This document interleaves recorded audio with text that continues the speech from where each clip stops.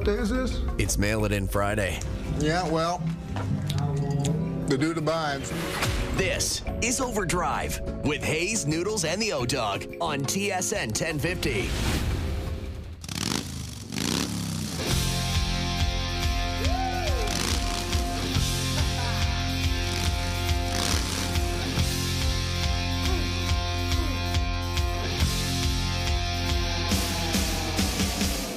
I think our biggest challenge today is mailing it in.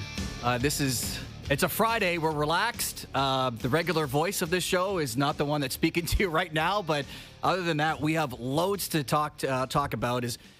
We welcome you into OverDrive on TSN 1050 and TSN 4. Mark Rowan for Brian Hayes alongside Frankie Corrado and Dave Feschuk from the Toronto Star. Where do we begin? What's up, boys? That's the biggest question. It's so typical, isn't it? I texted Hayes. I'm like, go figure. You're off the show, and here we go. Everything has happened today. Yes. I'm telling you, there's a conspiracy theory here for the OverDrive superfans. Oh, yes. Is Doogie leaking Hayes' schedule to MLSE? You know what I mean? Yeah. Like, I wouldn't put it past Doogie. Is this an inside job? Yeah, I think so. I think we can confirm that at this point. And Hazy B's on a golf course, I believe, somewhere. So I think Doogie, how do you defend yourself? Doogie, he's connected with all the higher ups. He knows. No answer to that, boys. Oh, can neither Zero confirm answer. nor deny? I can't confirm it or deny that. sounded Dave. a little Keith Pelly-ish over there. I can neither confirm or deny that. Okay, we might be onto something here, fellas. Yeah. So what is the big story? Like, there's a lot of big stories, but what screams to you first? Is it JT, the former captain? Someone finally taking a hometown discount? Is it Masai Ujiri mutually parting of the ways between him and the Raptors, as I use air quotes maybe on that term? Is it Noah Dobson getting traded to the Montreal Canadiens? I guess it depends where you live and what your interests are, but is that not a huge fundamental change for the Toronto Raptors that Masai is now out? I get that Bobby Webster's going to be here and they're probably going to search for another president, but this is the guy who basically orchestrated a championship for this team and built them into a year after year contender. Now, it hasn't been the case the last 5 years or so, but Masai changed the course of the Toronto Raptors for the better, for the best. They won, and now he's gone. And that is a massive, massive story. Frankie, you couldn't be more right. I mean, it's easy to forget how bad it was before Masai Ujiri got here and took over this franchise. You know, like, they were synonymous, the Toronto Raptors, with irrelevance, incompetence, futility. And, you know, they had their moments. They had, Vince Carter came and went and Chris Bosh came and went. But, the first almost 2 decades of the franchise's history, they won one playoff series. Vince Carter had a shot to get him to an Eastern Final and missed it. And then Masai arrives. And Tim Leiweke brings him here. And Leiweke comes with that winning is everything, guys. This isn't about a pension fund piling money atop money anymore, as had been the case at Maple Leaf Sports and Entertainment there for quite some time. This is about us pulling out all the stops to try and win. And this is my guy who understands that. His name is Masai Ujiri. And things changed. There was no subtlety to the way that he operated. Where it comes, like, you can think back to 2014 and the F Brooklyn, the trade to Kawhi Leonard, trading DeMar DeRozan, who at the time, that had a ripple effect within the fan base. He was a beloved guy who wanted to be here. He was one of the best players this franchise has ever seen. Wins a championship, and sort of this almost feels like the 2.0 of the Raptors under Masai, and the job's clearly not done, and he's not gonna see it out. And Keith Pelly, it's a real fascinating way to begin this job for Keith Pelly, because Brendan Shanahan is out, Masai Ujiri is out, Keith Pelly is the message to both of those firings. I can't sit here and say he's the one that made, the so-called firing or not, but he is the face of both of these moves. Yeah, and today, I mean, what stood out to me with Pelly today, fellas, and I don't know how you saw it, Frankie, like, he didn't really give a reason why he fired Masai Ujiri. You could listen to a lot of the clips in that press conference. He talked about the stability in the roster, in the coaching staff, in the front office. He used the word stability, and in the same breath said, we're moving on from our star executive. Those two things didn't add up. Okay, so why don't we just hear from Keith Pelly, and then we'll react to what he said regarding this major news as Masai Ujiri is no longer the president of the Toronto Raptors. Today's not an easy day, but as you know, change is never easy. Masai Ujiri has had a monumental impact on the Raptors and on our community during his 13 seasons with this organization. His legacy will be indelibly etched in our city in perpetuity based on him playing such a significant role in bringing the 2019 NBA championship to our city, and also how he transformed our brand and worked through the Raptors to create a connection with so many fans in Toronto. We owe Masai a great deal of gratitude, and I wish him the very best moving forward. One thing we know, wherever Masai ends up, he will be successful. To me, that sounds like a guy who isn't owning the decision. And whether he should own it or not, I don't know. But obviously, MLSE is going through some major changes. We all know the ownership structure and how Rogers, and in particular Ed Rogers, is calling the shots as the one owner. And there's obviously been speculation that he didn't always see eye to eye with Masai Ujiri, and maybe that's an understatement. But, you know, Keith Pelly sitting there, I don't come away going, well, Keith Pelly fired this guy. Yeah. Well, look, it's more than speculation, right? Like the Toronto Star, my colleagues Christine Dobby and Doug Smith reported in 2021, around the time when the Raptors were endeavoring to sign Masai Ujiri to a contract extension, that Edward Rogers was the member of the board that objected to him signing that contract extension, him being signed to that extension, and, you know, essentially tried to sabotage it. Didn't want Masai Ujiri to be the president of basketball operations anymore. Felt the franchise could be run perfectly fine with Bobby Webster at the helm, cheaper, more streamlined, and fought it in Larry Tannenbaum, the chairman of the board of governors of the NBA, and obviously a minority owner in the MLSE situation, used the technicality in the NBA rulebook to essentially overrule Rogers, even though Tannenbaum is not a majority shareholder, and used his power as governor to get the deal approved against the legal objections to Rogers. So there's a real history here, fellas. Okay. Yeah. This did not start today. It did not start the day. So it's right Pelly walked in to the say it's an understatement to say that those two didn't see eye to eye. Exactly. Okay. Yeah. There's more and more layers, I'm sure. The one thing I do find interesting is, you know, within MLSE, now it's like there's a general manager and you report to Pelly, and they've eliminated some presidents. But why would it be that the Raptors still want to hire a president, just not Masai, and for the Toronto Maple Leafs, there's no president involved? It's a great question. I mean, I think the easy answer, since we're in Canada, is that everybody thinks they know how to run a hockey team in this country. And I think, and Keith Pelly included, I mean, a former member of the formerly named Ryerson University hockey team is Mr. Pelly. He played a little bit as a younger man, and I'm not saying he considers himself NHL general manager material, but I think he's like a lot of people in this town. Like, how hard can it be? On it. Like, he would have a good pulse on it. Wouldn't have the same kind of finger on the pulse with basketball, I guess. That would be the thing. Like, the NBA is a different world, right? At the end, and that's what makes Masai Ujiri such a commodity. That's why we've written stories for years about other franchises coveting his services, because he's such a unique character. He's so uniquely positioned as an international guy with ties all over the world, in England, in obviously Africa, which is near and dear to his heart. He's a guy that can call up a former president of the United States, Barack Obama. You know, he's transcended the sport in a lot of ways, and he has incredible, you know, credibility in the NBA with agents, with general managers, with players. Well, that's the thing. How, like, now, is there a team that says we're firing whoever we have because we need to hire Masai? Like what happened with Jim Montgomery this past year in hockey with the St. Louis Blues. It's like that guy was available for 5 days. Right. What's the over under on how many days Masai is available for? It's a great question. It can't be very many. It would. I think it would be up to him if he wants to jump right back into the fire, which I imagine he would. Like, that's we've seen it, how competitive that guy is as upper management, as an executive. I'm sure if there's an opportunity for him to jump back in, he will do it. Look, he's going to have that choice, right? He's getting paid on his current deal through next season.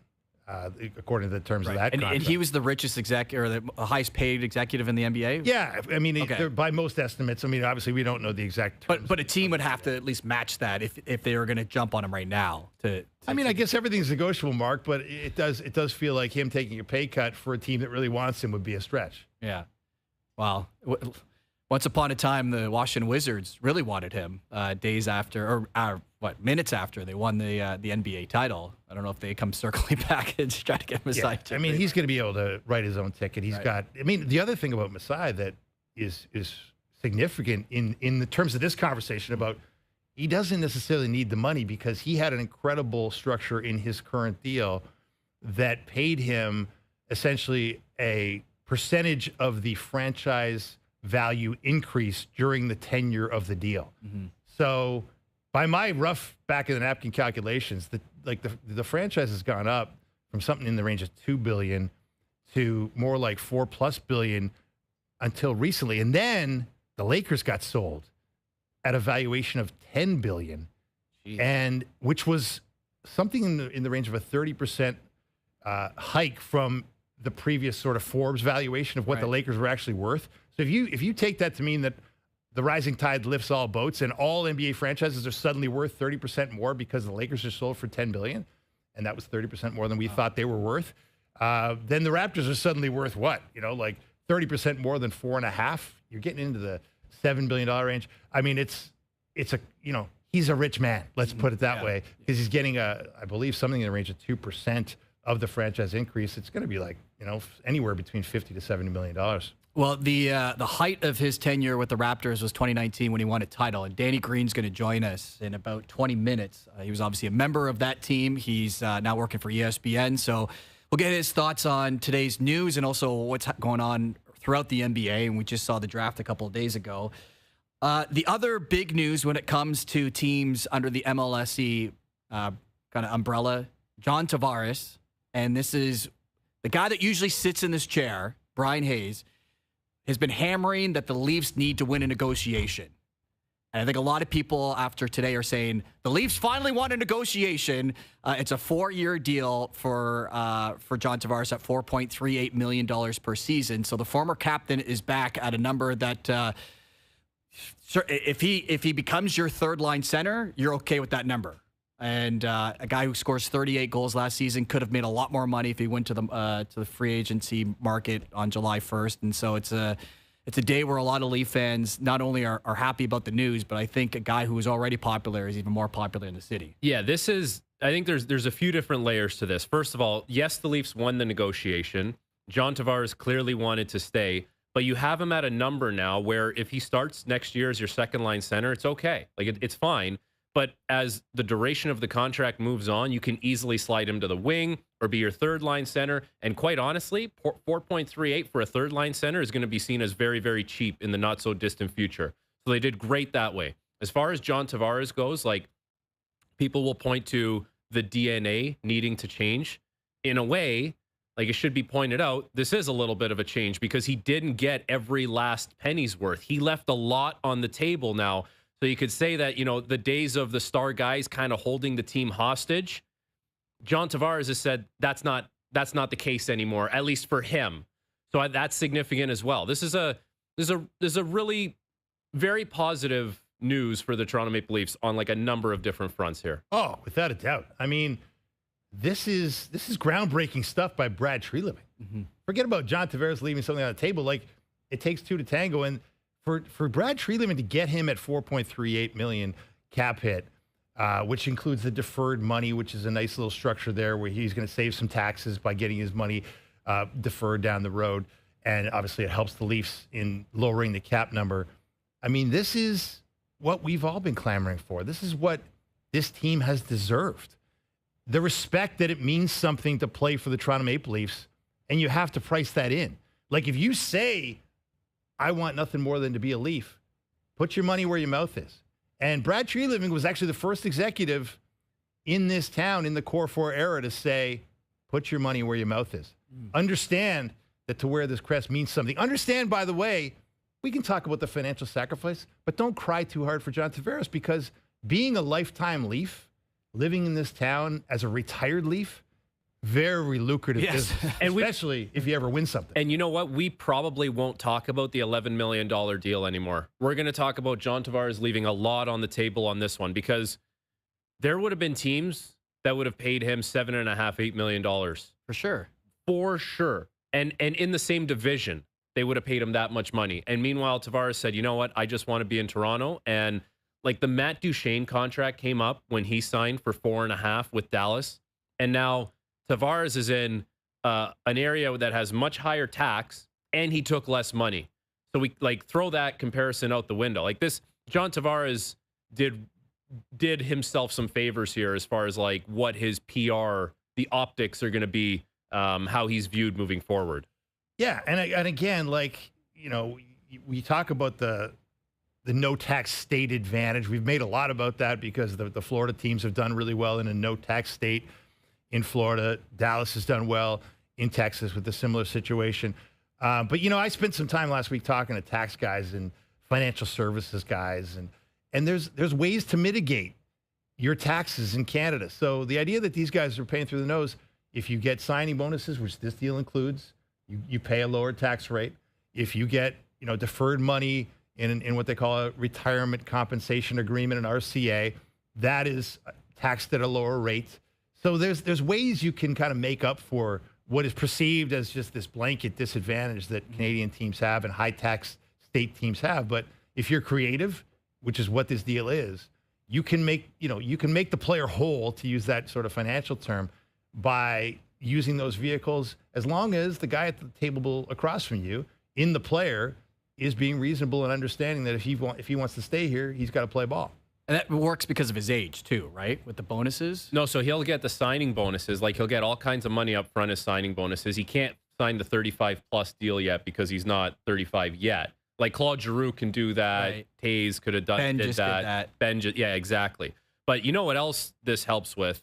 It's a little bit more Matthew Nyes insurance when it comes to the offer sheet, right? Because even if you had to capitulate a little bit to Tavares and say, okay, we'll get you up to call it 5.38 just for easy math. So another $1 million.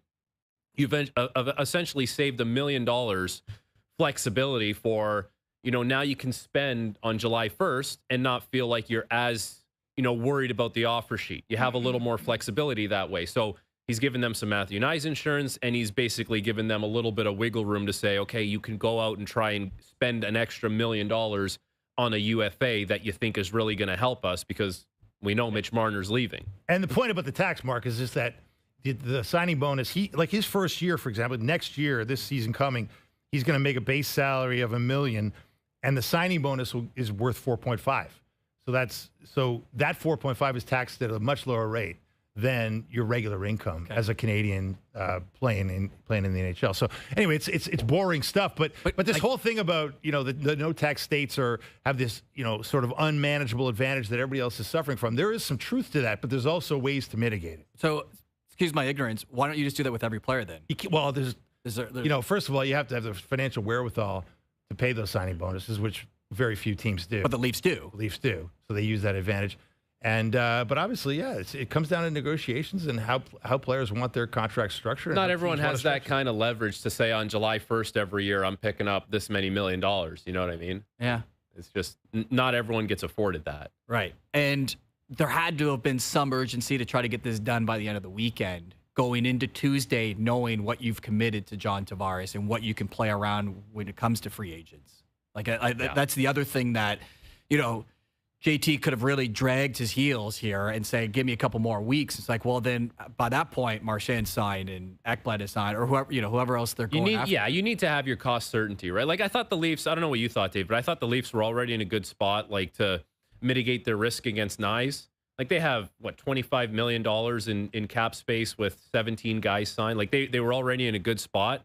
But now to have the cost certainty of Tavares and like know what you can and can't spend, they've done a good job kind of hedging their bet here. Yeah, and I think the change in mentality here from get mine and give me my max, right? You know, get every nickel, to now saying, hey, this means something to me. I want to be here. I want to be a part of the solution. I don't want to be part of the problem. You know, that like John Tavares can look people in the eye and say those things in all seriousness. And it's not just lip service. It means like he's actually done their money's worth. Like it's going to be a bargain for a couple of years where, you know, we'll see how it ages out ultimately after the 4 years, but they're going to win on the side of production as opposed to how much it costs here the next couple of years. I guess the benefit is the things that he's always relied on, he'll be able to rely on throughout most of this contract, which is hockey IQ, good hands, power play efficiency. Face-offs. Like he's never face-offs.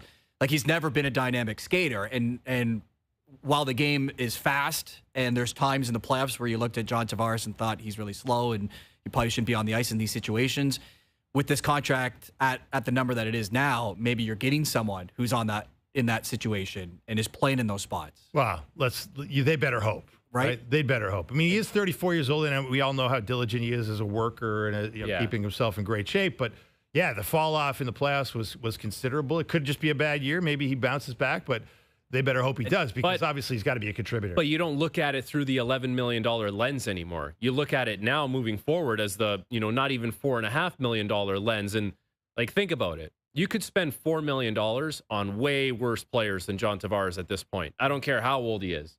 Like, Trent Frederick just signed in Edmonton for $3.8 million. Like different players, but you're not. And 8 years. And 8 years. At 8 years. Yeah. Right? Like you've got John Tavares who still can be your second line center and can score you 30 goals next year at 4.38. Like this is a huge win for Toronto. And to improve their lineup, there's a good chance it comes via trade. And we've seen so many, I mentioned very briefly the Noah Dobson trade. I'm just reading now that it looks like Miles Wood and Charlie Coyle have been traded as well. To Columbus. So they lost out on Dobson, and now they get some forwards. Columbus is making moves, man, and they have a lot of money to spend. And they're in on, I don't know if he'll go there, but they're in on Marner, it sounds like. I would imagine they would have a lot of interest there for sure. Right. Because they have the money to incentivize him and kind of say, like, we're on the upswing. We're Anaheim of the East. Not different than... And I don't know if anyone has ever called Columbus Anaheim of the East. I'm not sure about that. But in terms of, like, they're on their way up and maybe they're sniffing a playoff spot. The last 100-point player that was a UFA was Johnny Gaudreau, and he chose Columbus. Yeah. Right? So, like, it's not far-fetched to think that someone of Mitch Marner's caliber of play would choose Columbus, but I would still think it's lower on the list. If he's sick of the noise, Columbus is the place to go. Yeah. Mm-hmm. And we've heard those rumblings that sometimes the noise can get the best of that guy. We have seen Utah very active this week. Chris Armstrong, who's the president of hockey operations, is going to join us at 6:05. Mike Johnson is going to join us at 5:05. Just get your quick thoughts before we take a break. Noah Dobson going to the Montreal Canadiens for the 2 first-round picks. So now there's speculation that the Islanders will use those 2 picks and move up. By the way, there is an NHL draft tonight. I guess we buried that part of tonight. it.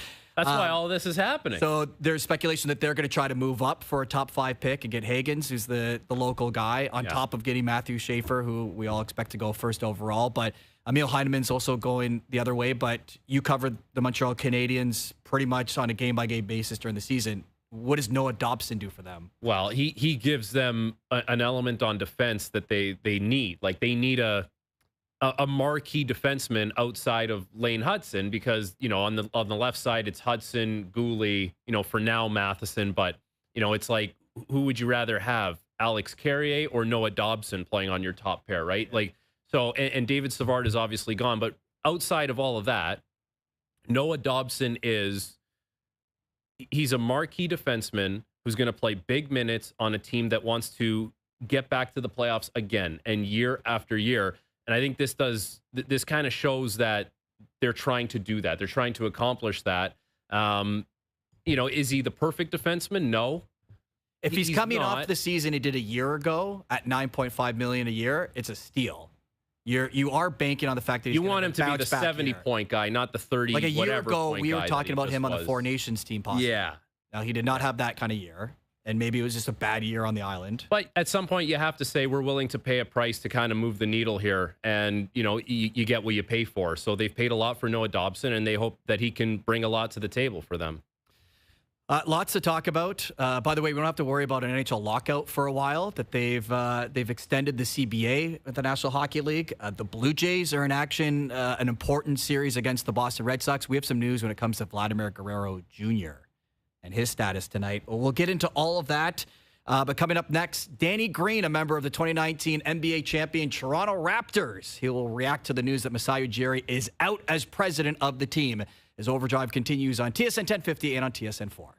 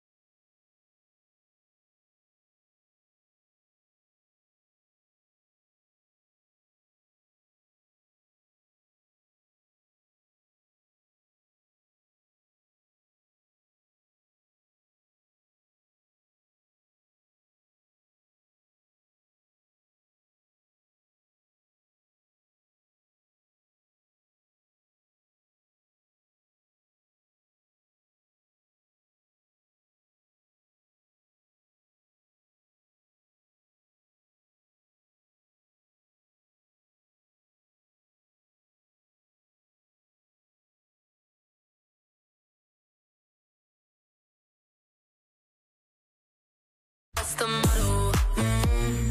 Drop a few bills and pop a few champagne bottles. Throwing that money like you just won the lotto. We've been up all damn summer. OverDrive continuing on TSN 1050, the TSN app, but also up on TSN 4. Mark Rowe in for Brian Hayes alongside Frankie Corrado and Dave Feschuk from the Toronto Star. The three of us have done this show a lot. I would say more often it's, so what are we going to talk about today? There's some golf going on. The Jays playing. Argos Red Blacks. Argos Red Blacks. Today's not one of those days. We tried to cover pretty much all of it in that first block, at least a little bit with John Tavares signing his new deal. the Noah Dobson's a huge trade in the NHL, the CBA being extended in the National Hockey League, and oh, by the way, Masai Ujiri is out as president of the Toronto Raptors, mutually separating. Yeah, mutually, I'm not so sure about. I mean, it's always a mutual thing. Have you ever read a press conference where the team's like, we have fired so-and-so? You know what that feels like? It's like, we would be okay if you left, and it's like, yeah, I'd be pretty happy with not having to deal with you anymore. Right. That's pretty. I think that's as mutual as that would be. Right. Based on what we've heard. Based on what we've heard and the friction between the parties involved, and look, I mean, this is kind of a pattern, like of what we've seen at MLSE with the presidents being picked off one by one, from Bill Manning to Mr. Shanahan and now to Ujiri.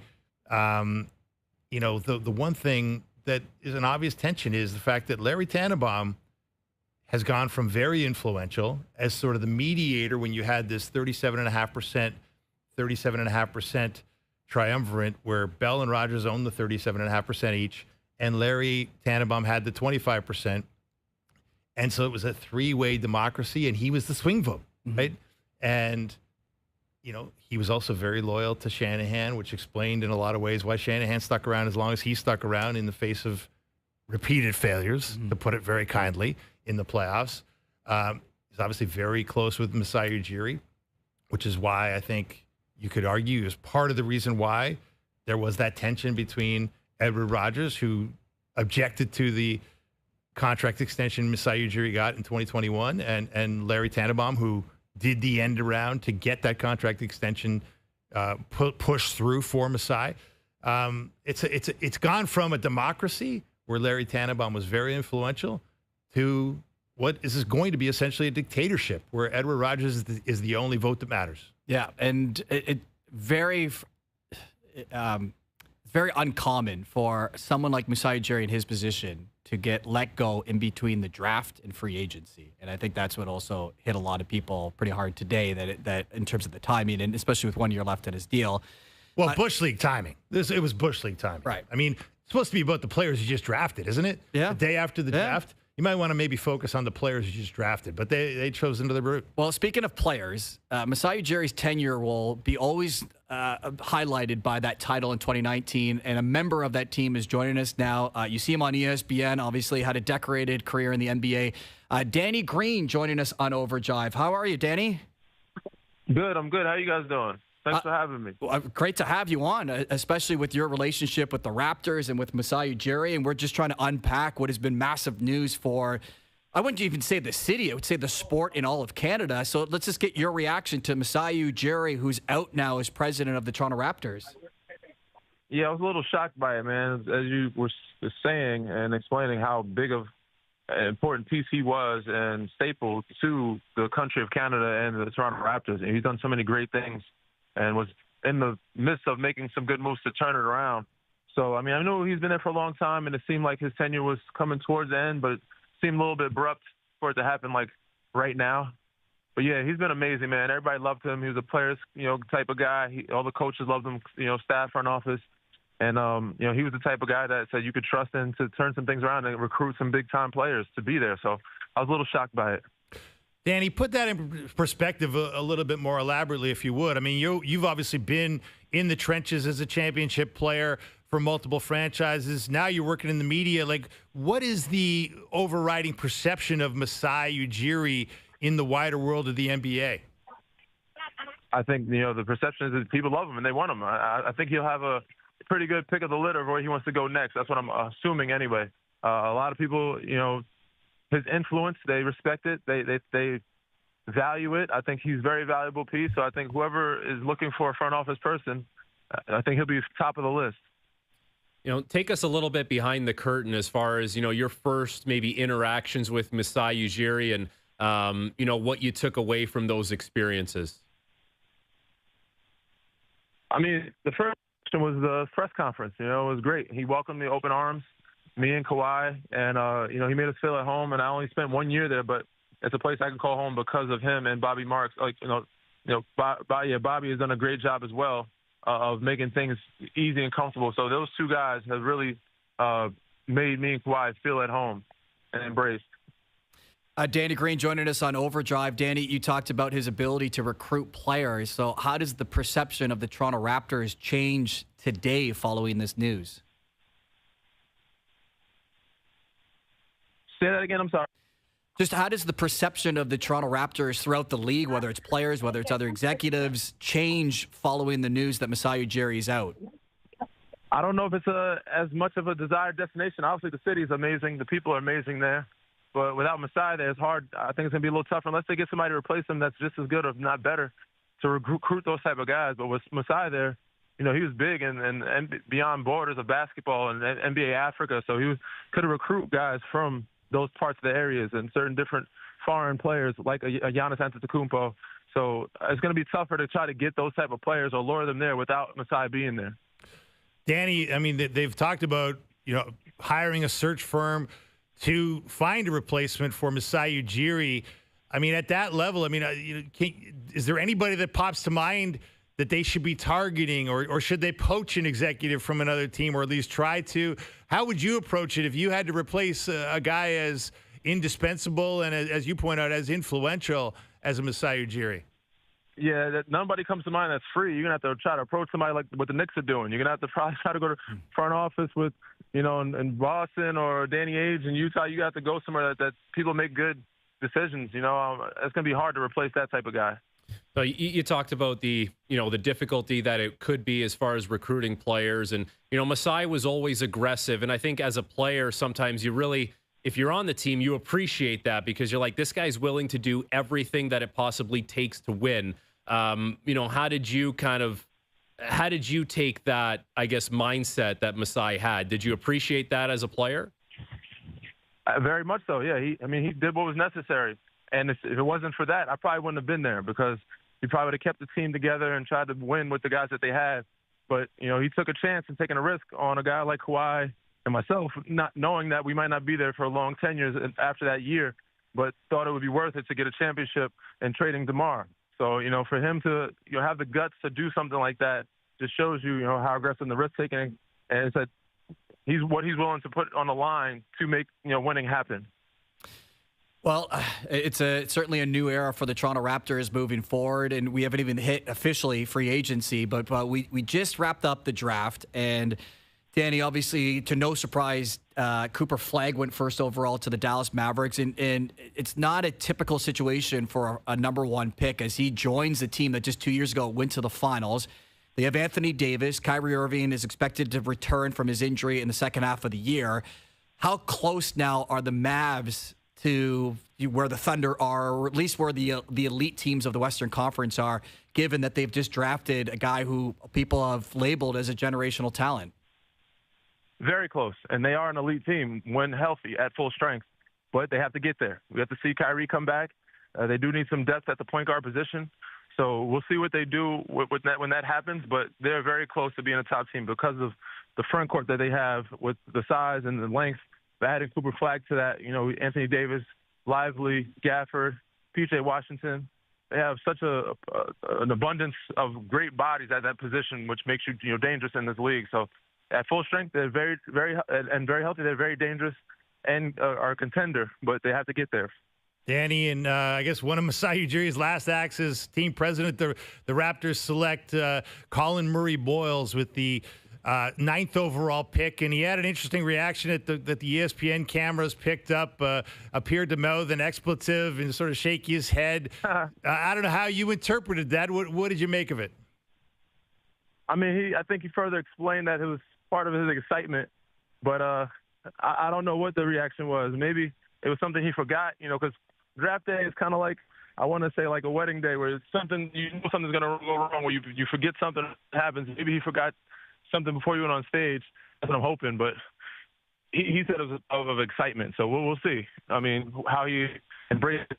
It's a great city. He's going to love it.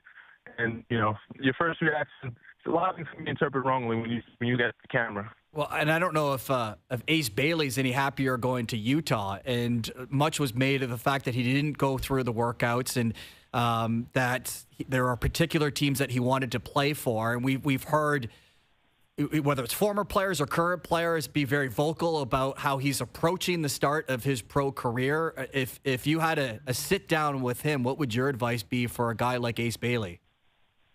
Just be professional, man, and keep it at what it is, what you say it is. Let your actions match your words.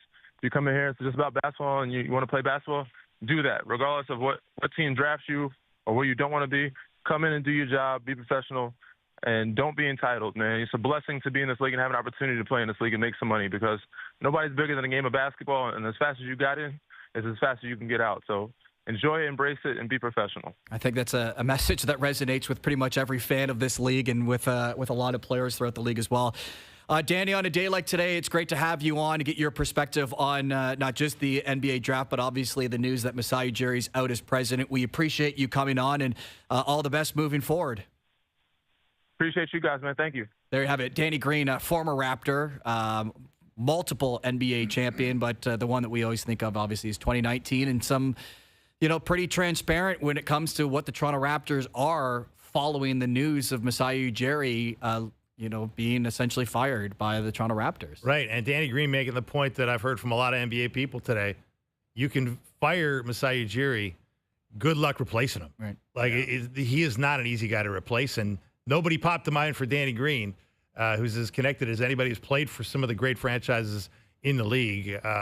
There's not a name that pops to mind of that heft.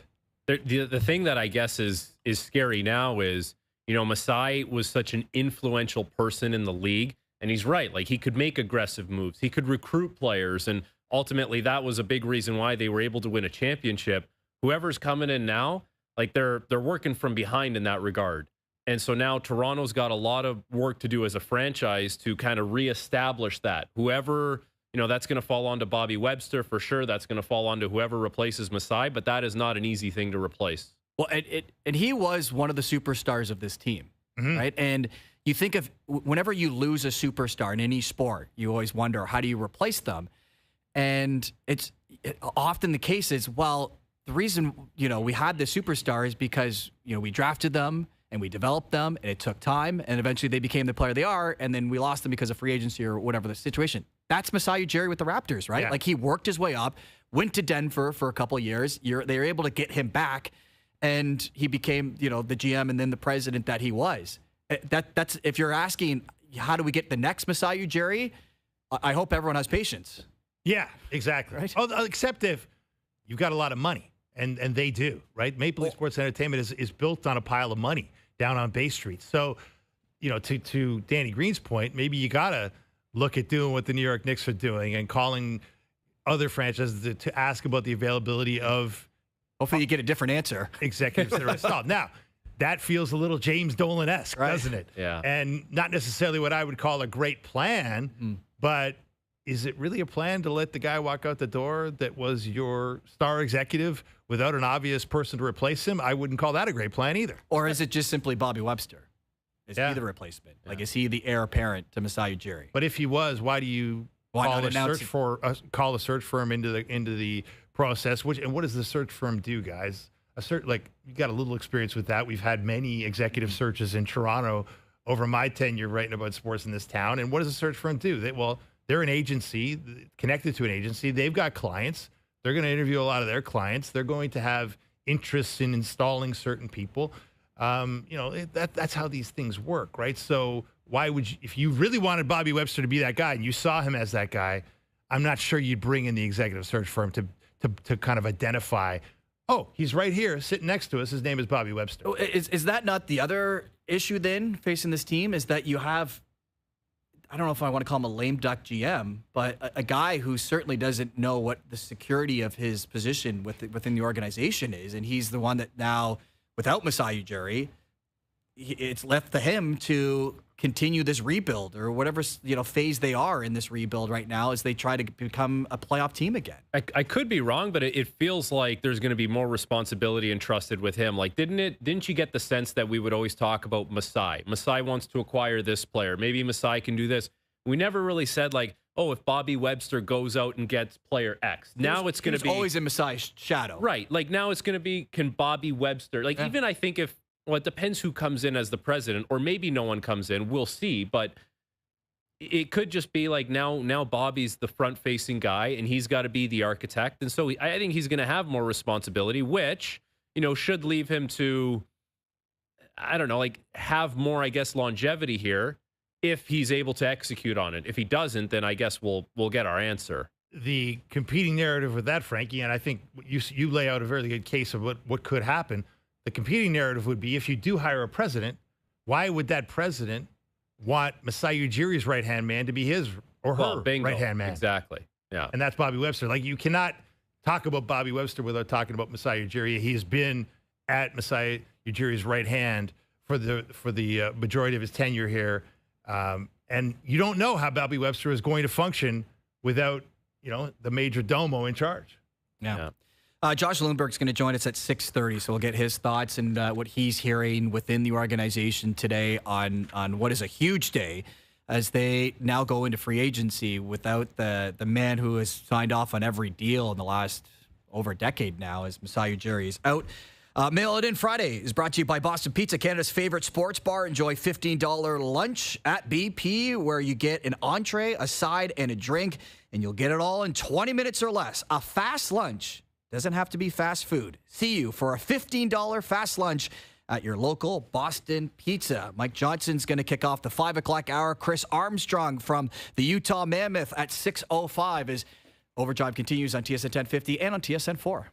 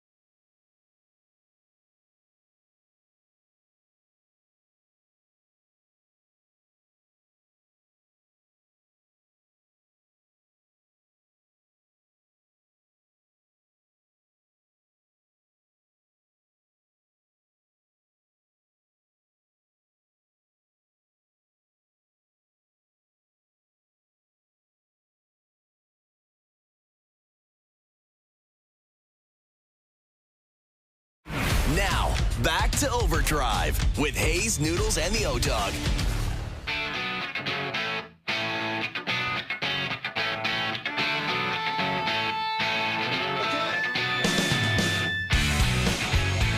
Well, we are just over 50 minutes into the show, and on a normal day, we would have gotten to this already. But the Blue Jays are about to kick off a series against the Red Sox, where we're still in late June, but it seems one of those series where the Blue Jays can make a statement if they win it against Boston and really kind of push down a team that has been underachieving when it comes to their expectations going into the year. Speaking of the Boston Red Sox, but. Keegan Matheson reporting that Vladimir Guerrero Jr. is out of the lineup tonight in Boston after taking that pitch to his right forearm yesterday in the game against the Cleveland Guardians. We saw that back and forth with Kevin Gausman throwing at Jose Ramirez in another chapter of the unwritten rules that are Major League Baseball. And Stephen Vogt didn't like the fact that they hit Jose Ramirez in the arm, even though that Vladdy got hit in the arm. The unwritten rules, if someone could just write them, it'd be a little simpler. But anyways, not great news that Vladdy's out of the lineup today. We should point out that the x-rays were negative, so the hope is that this isn't significant. I love the unwritten rules that we all know exist, and then the absolute lies after the game where they say, oh, didn't mean to do it. Oh, yeah. No, he didn't mean to do that. It just slipped. The ball actually slipped a lot that game. Yeah. Both ways, too, pretty evenly. Yeah. Retribution. What are you talking about? That's just a wild pitch. What are you going to do? Yeah. It's no, but we've seen a lot of it this year in Major League Baseball. You saw the Padres going at Shohei Ohtani, and and obviously the Dodgers going back at Tatis. It's interesting stuff how you got these guys like Vladdy's a $500 million player. Mm-hmm. Shohei's a $700 million player with deferred money, I guess maybe not quite as much, whatever it is. That's a lot of money to sort of be throwing 100-mile-an-hour fastballs at. Well, you throw at my $500 million player, I'm throwing at every single guy you possibly have. You know what I mean? Like, you kind of, I guess that's the enforcer in baseball to a certain degree. Right? And there's a reason why it was Jose Ramirez. Yes, of course. Right? Like, it had to be.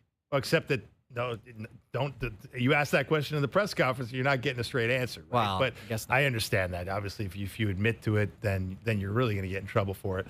But man, I mean, you talk about if you're the guy that wrote the insurance policy on those contracts, like, and you're seeing those pitches go up and in on, massive, $500 million to nearly $1 billion assets. I mean, if you want to call them that, they're human beings, but they also are, insurable assets. It's scary times. It feels like a good time for the Jays to kind of make a little headway here. Like, they've been a 500 team for the last little while. Boston hasn't been playing very well. And the Jays were on a roll. And I think if you could get them playing 500 for a bit, that's okay. Like, you just don't want to see them go in any kind of tailspin or nosedive, and they haven't done that. And now it's a good opportunity for them to take advantage of a team that's kind of doing that themselves. And the Yankees aren't running away with the division. So if you can just at least keep pace there, and I don't know if you need to be more worried about Tampa or not, but those are the three teams that seem to be the class of the division. The expectation is that Boston will eventually find their way, but then again, it might just be one of those years because we said the same thing about Baltimore, and their season's a write-off already. I didn't see that coming with Baltimore. No. I don't know, Dave, if you saw that coming, but like Baltimore, especially after the season they had last year where they had drafted all these great young players, and it was like, this is going to be a machine moving forward. I didn't see this coming. Well, it felt like they kind of took a step back in the offseason where they should have doubled down on a really promising team. They sort of lost some pieces maybe out of, budget-conscious Baltimore behavior, which is very good for the Blue Jays. But you're right, Frankie. Like, this is a big moment in the season. You got Boston for 3, and then you got the Yankees coming to town for 4. Yeah. So you could really swing, the standings in a big way here in this next 7 days. All right, looking forward to that series against the Red Sox. A reminder, Overdrive is brought to you by FanDuel, bringing you everything from the opening line to the final score. Mike Johnson will kick things off for the 5 o'clock hours. Overdrive continues on TSN 1050 and up on TSN 4.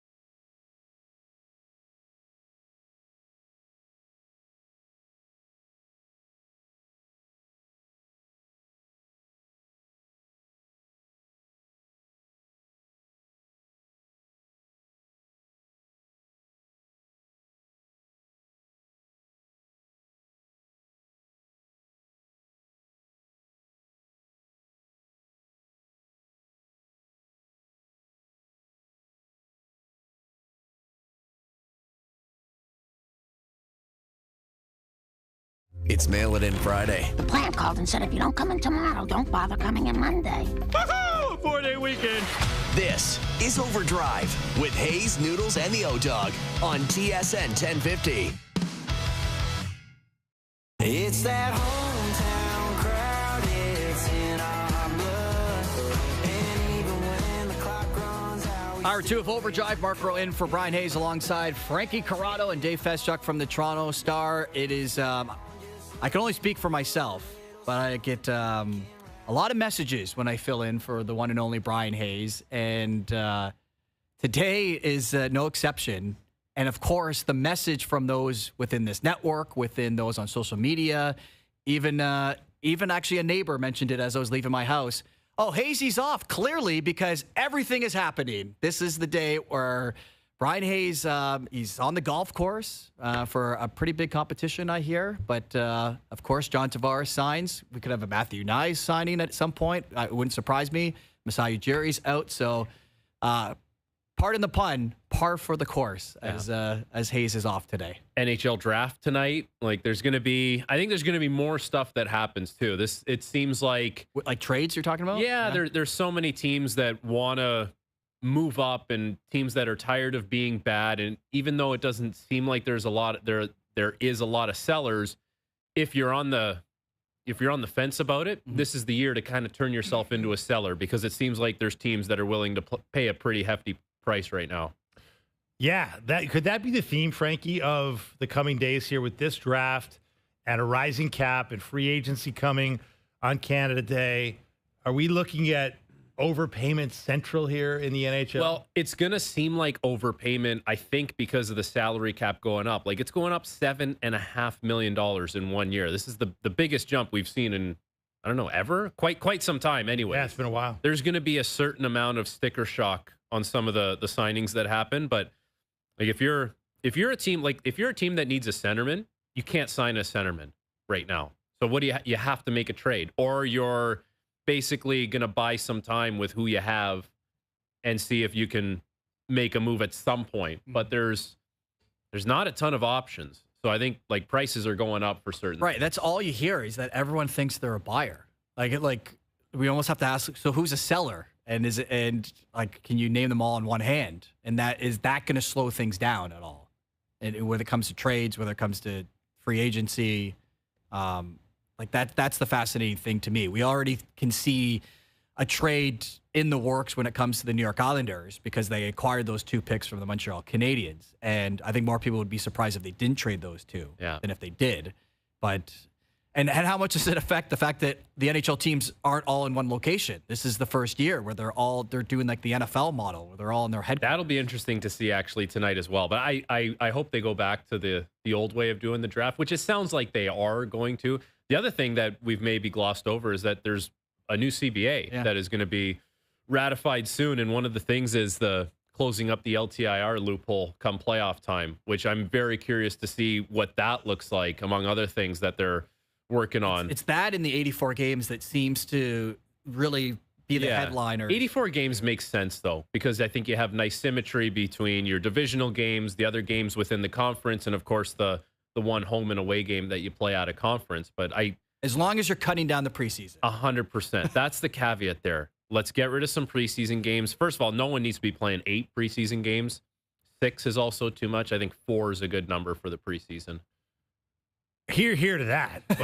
But do we really need a longer regular season in an era where we've just lived through the Shanaplan era, where we just spent the whole time talking about how the regular season is essentially a formality? It's not meaningless because you have to make the playoffs, but it's not where the drama ensues. It's not where the money is made. Obviously. You're going to add 2 teams at some point here, like expansion teams. So yeah. No, I get it. But, I mean, we're in this load management era of sports where players talk about, the wear and tear on their bodies more than ever and the importance of recovery. And now we're saying, no, let's make a longer schedule. I'm not 100% behind that necessarily. And there's the commitment to best on best tournaments, too. So those are more games for the very elite of the league. Yeah, and then what did we hear down the stretch of last season when they had the the break for the Four Nations that compacted the schedule. We heard how hard the schedule was. Well, I'm not sure those complaints are going away if they had 2 more games. You know what else players aren't complaining about? 0% escrow right now. There's no 15% coming off the top of your paycheck anymore. So I think players will be happy to play a couple more games and play best on best as long as they are not paying more back to the league, which was the case. I was in the league paying 15 to 18%. Johnny was probably paying 20% at some point. I wouldn't be surprised. I not to put words in his mouth, but I think our next guest is saying, good point, Frankie. Joining us now on the Maple Toyota Hotline is the one and only say that. Mike Johnson. How are you, Johnny? Good point, Frankie. Good point, Frankie. That's what I like to come in with, some good logic. Absolutely. Talk about, and I don't know, Fess, if that expanded schedule was positioned as a give by the players, but behind closed doors, if they pitch it like this, okay, listen, we're going to cut down preseason games. The total number of games the team has to play is still going to be 90 or 80, 88. But we're going to have HRR go up by 2% because we have these extra couple games, but only 4 preseason games. Resounding yeses. Like no-brainer yeses. Preseason games, like I played in the era that we had like 9, 10, 11 preseason games. It's ridiculous. So, yeah, I know people think the season's too long already, but for the players, it's a net 0 game with more dollars in their pocket. That seems like an obvious win. Among the other things, Johnny, that I do find interesting in this new CBA is the playoff bonus increase. Like the Stanley Cup playoff pool is going to be nearly doubled. Like, I don't know what people would know about that and how much money there is, but if you make a ton of money, if you're one of the big boys, like the money that you would make for playoff bonuses really pales in comparison. So to add more money as far as playoff incentive, I think that's a smart thing, and there's a win for the players as well.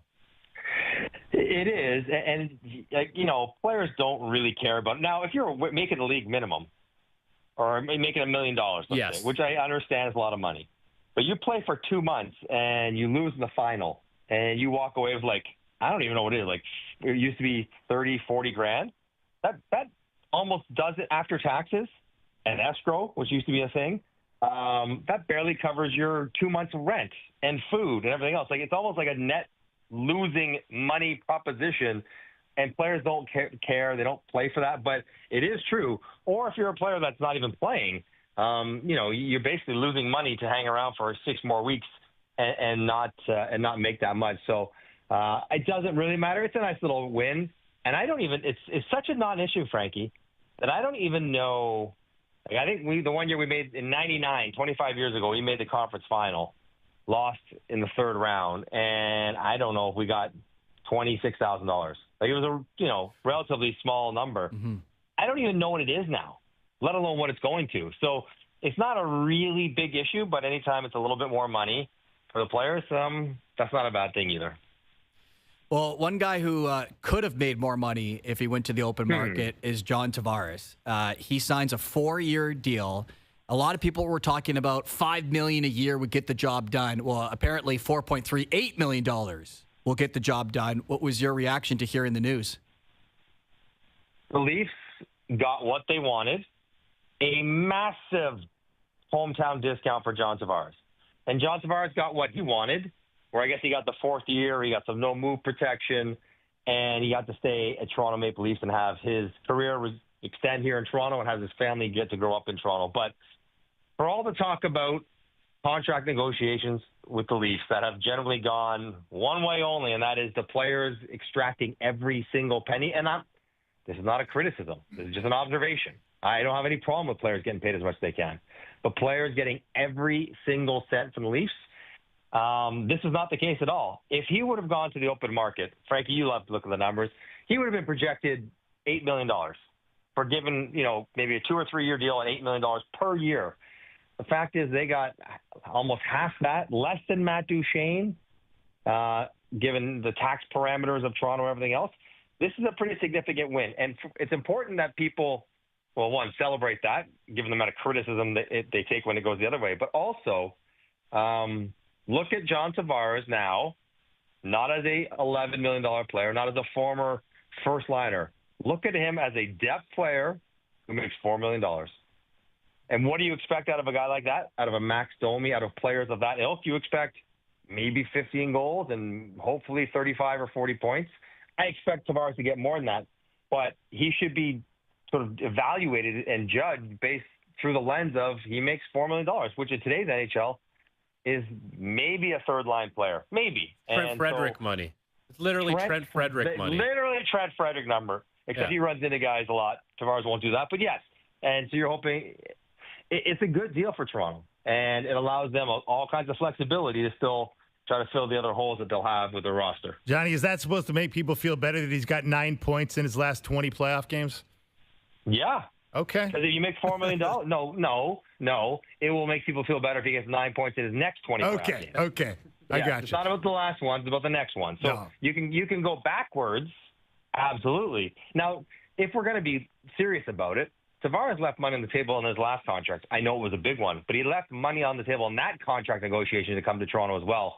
I think San Jose was over $1 million more per year than what Toronto was offering. So, he's probably left now upwards of 12, 14, $18 million on the table to play for the Leafs. And people should appreciate that because they seem to have a real problem when they don't think that that's happening. Johnny, completely understand where you're coming from there. But isn't this also an acknowledgement, Johnny, that there's real money in being a lifetime Leaf, being associated with this crest? You and a lot of your colleagues that have played for this team, there's good money in being a beloved retired Leaf, right? And this, if John Tavares wants to retire here, this could prove to be a very good public relations move that could net him a lot of money down the road as a retired guy. Yes, that is true. But, Fess, I think that is a little bit different even compared to my era because he's going to make $120 million in his career. So, if he can pick up a few $100,000 in ambassadorial numbers from the Leafs or from organizations, from appearances, sure, that's great. That doesn't really matter to him and his bank account because his bank account's going to be big enough regardless. But I just think as far as general day-to-day peace of mind, and given the turbulent times we've seen, maybe with Mitch Marner and what's happened late in his career, having general peace of mind for you and maybe most importantly for your family, because Tavares does have kids now, that through this contract will grow to the age where they'll be in school. They'll be into a school where people will know that their dad plays for the Toronto Maple Leafs. If you have that kind of reputation where you're so beloved, respected, Wendell, Dougie, Cujo, Matz, John Tavares, then that probably makes your life on your family that much nicer, even if, more so than even you. The money that they would have saved on the Tavares deal, let's say if they were able to go up to 5.5 even and say, John, we're going to do this because we think we can go up to that number, but they don't have to, they go to 4.38. How consequential is that savings with the Matthew Nyes situation potentially having to play out and unrestricted free agency? Well, the Leafs will be a team that even with the rising cap, Frankie, as you know, every dollar counts. So do you like Steve Lorentz? He's pretty good for the Leafs last year. Well, there's Steve Lorentz right there. Yeah. I mean, it's yes, it gives you a bit more on Nyes, and you got it right. You work top down, not bottom up. So you figure out Matthew Nyes, you figure out who your second line center is, you figure out those kind of needs.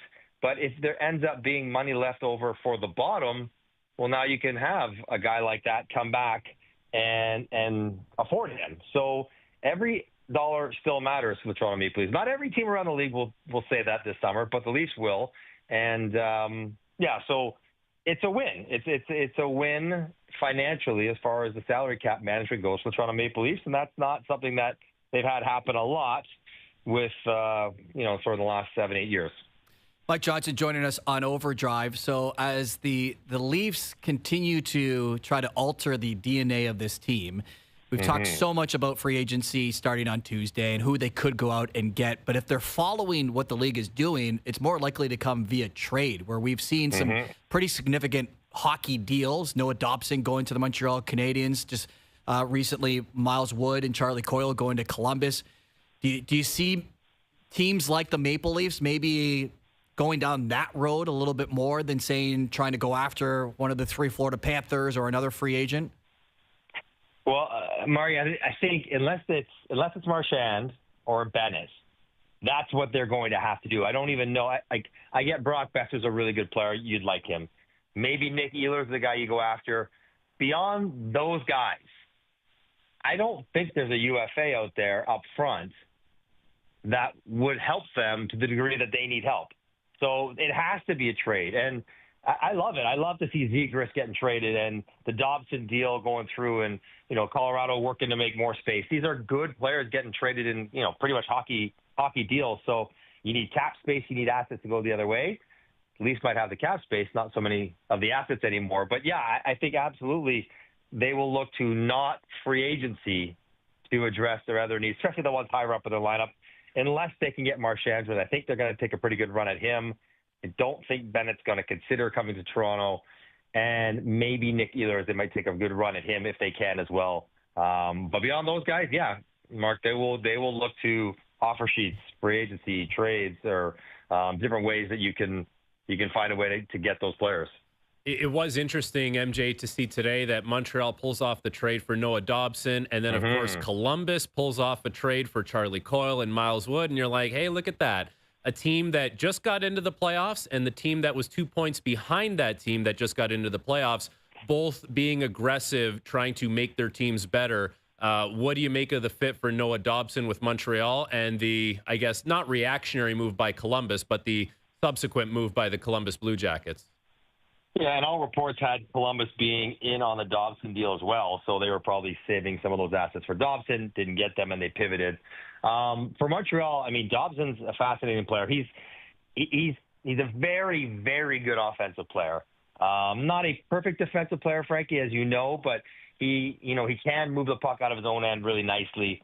He had a monster year 2 years ago, and will fit in nicely for the next 8 years. And he gets an 8-year deal, which for guys coming up, those won't be available for when it comes to after next summer. So get them while you can, and he gets one in Montreal. Now, I'm curious to see how it works because he's an offensive player with great instincts that way, not a super physical defender. Lane Hudson, an offensive player with great instincts, not a super physical defender. And how many of those guys you could have on a Stanley Cup contending team, which is what Montreal is trying to build, that does remain to be seen. If Lane Hudson plays ahead of Noah Dobson on the depth chart next year, like he gets first power play minutes, he gets more points, what's Hudson going to ask for a contract? These are where my mind goes, but you want a right shot offensive guy who's really good, and it costs you, yes, 2 first-rounders, but 2 first-rounders that won't help you for a while. Did not cost you Reinbacher, Logan Mailloux, Michael Haig. You're probably top 3 prospects. And you have the money to afford it, and he's still under $10 million, like you kind of love it if you're the Montreal Canadiens because your team is much better today than it was yesterday. MJ, when you look at this Tavares deal, we can talk about the hard money that's been left on the table by Tavares and the very reasonable cap number they're dealing with. But is it kind of too rash to say this could be sort of a turning point for the Maple Leafs front office under Brad Treliving where they're playing a little more hardball than we're used to the Leafs playing with star players? And do you think it could actually, change the tone of future negotiations with other players? I think a better litmus test will be what happens with Matthew Knies. Because Tavares was unique in that he was clearly, publicly desperate to stay in Toronto. And the leverage was really clear. What we will need to see is in a negotiation where that desperation, that leverage doesn't exist to the degree that it did with Tavares, where it's just a negotiation. Guy likes it here. He wants to stay here. Matthew Knies has said that. But he's not going to, move mountains and take huge discounts to make that happen. So we'll see how that one plays out. Might be more indicative. But even still, like taking the wins when you can get them is something that every front office should be doing. Now, Jason Spezza played here real cheap, and Joe Thornton played here real cheap, and, they got Chris Tanev to come back to Toronto. Like, they have done well contractually at different moments, but Matthew Knies will be the real test, because Matthew Knies is a lot closer to not quite Marner, not quite Nylander, but in that ballpark more than Tavares was this time around. Mike, it's funny that you're around that organization a lot, and when I say organization, MLSE, and the big news today is Masai Ujiri's out as president of the Raptors, and we talked a little bit about how Keith Pelley came out and said, we're still in search of replacing him as a president, where in contrast, the Maple Leafs said good riddance to the role of the president, and it's going to be Brad Treliving right to Keith Pelley, and the juxtaposition of those two organizations within, the same ownership. It's interesting because they're the exact same thing, the exact same rule. Perhaps it speaks to the uniqueness of the Raptors market in the NBA being a Canadian team. Like, somehow, do you need a figurehead that is more than Bobby Webster to be out there like Masai was? Masai was an amazing ambassador for the Raptors around the basketball world. The Leafs probably don't need that role. Shanny did a nice job in a lot of business development, a lot of different things. But he didn't have to go, sort of sell the gospel of the Leafs around the league, whereas the Raptors probably do need that kind of PR campaign and figurehead to do it. And perhaps Brad Treliving, having been around longer, having had some experience doing this, maybe they feel he's more capable of absorbing some of that responsibility, more so than Bobby Webster is. I don't know the Raptors side of things quite as well, but I think it's more about the Raptors because they're the only Canadian team, and around the basketball playing world, there are some questions about playing in Canada for NBA guys.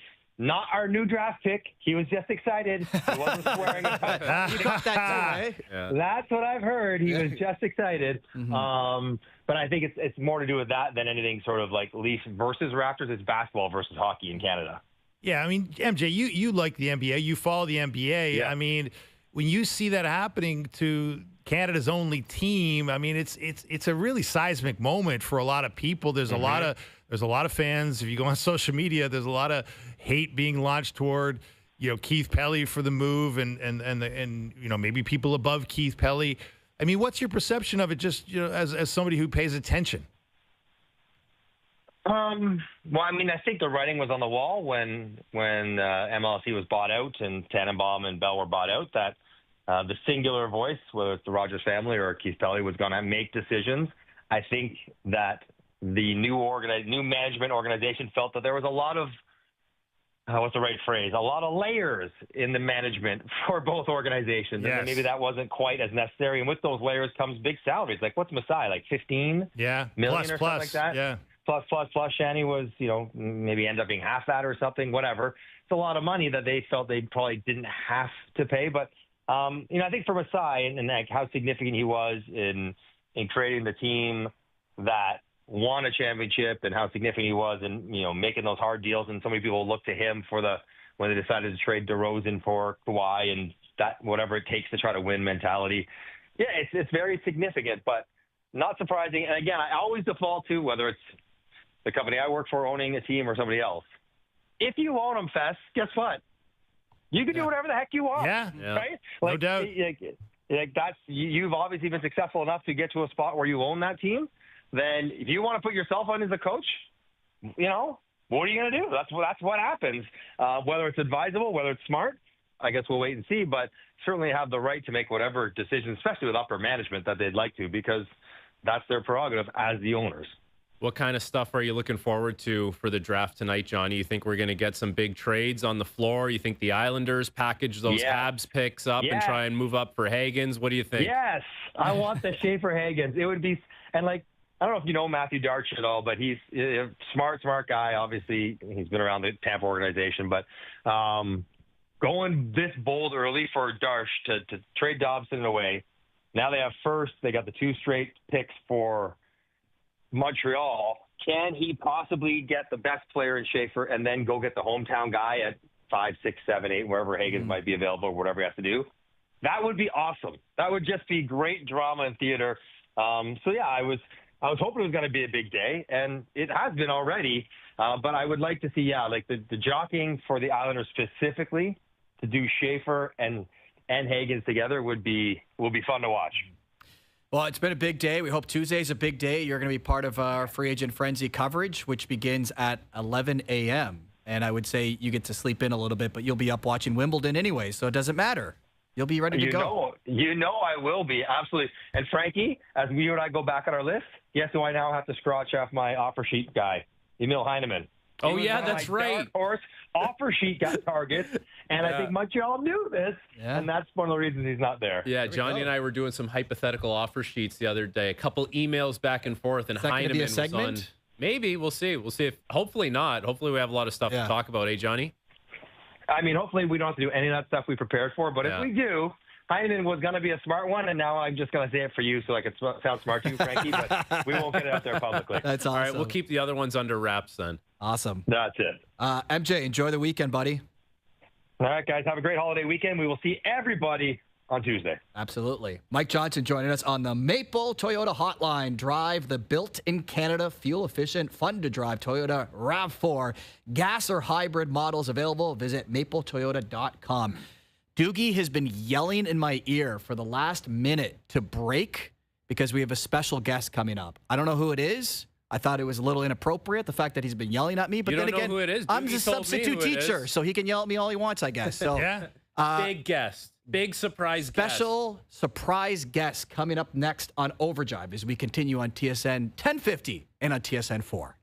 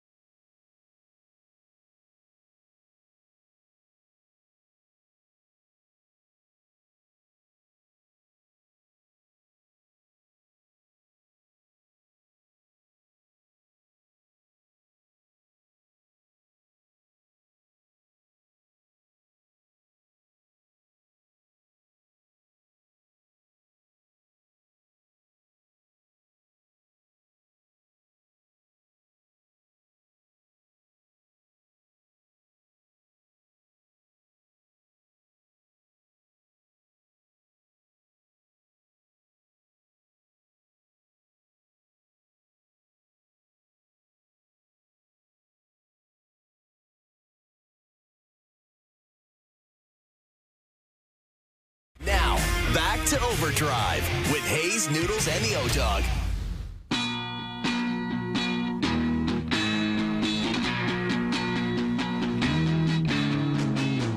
Overdrive continuing on TSN 1050, on the TSN app, and on TSN 4. Mark Rowe in for Brian Hayes alongside Frankie Corrado and Dave Feschuk. So much to talk about. What a great day to be a part of this show. John Tavares signs a team-friendly deal.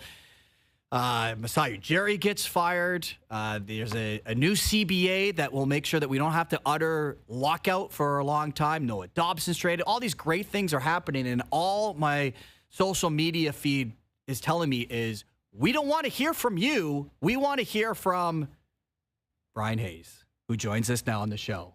How are you, Brian? I'm not doing so well, guys. I'm not doing so well. Like, this is so predictable. It's been an ongoing bit on our show for like a decade now. Whenever there's a major news day, I'm never on the show. Mm-hmm. We had this plan for weeks. Like, we're out at Copetown Woods, the Lincoln Navigator Cup, O-Dog versus Duffy, and I just knew it. Like, I knew something was going to happen. It starts with Masai, then Tavares signs the Dobson deal, the CBA. Something else is going to happen between now and 7 o'clock. I guarantee it. Yeah, Nyes is signing. Yes, 100%. 100%.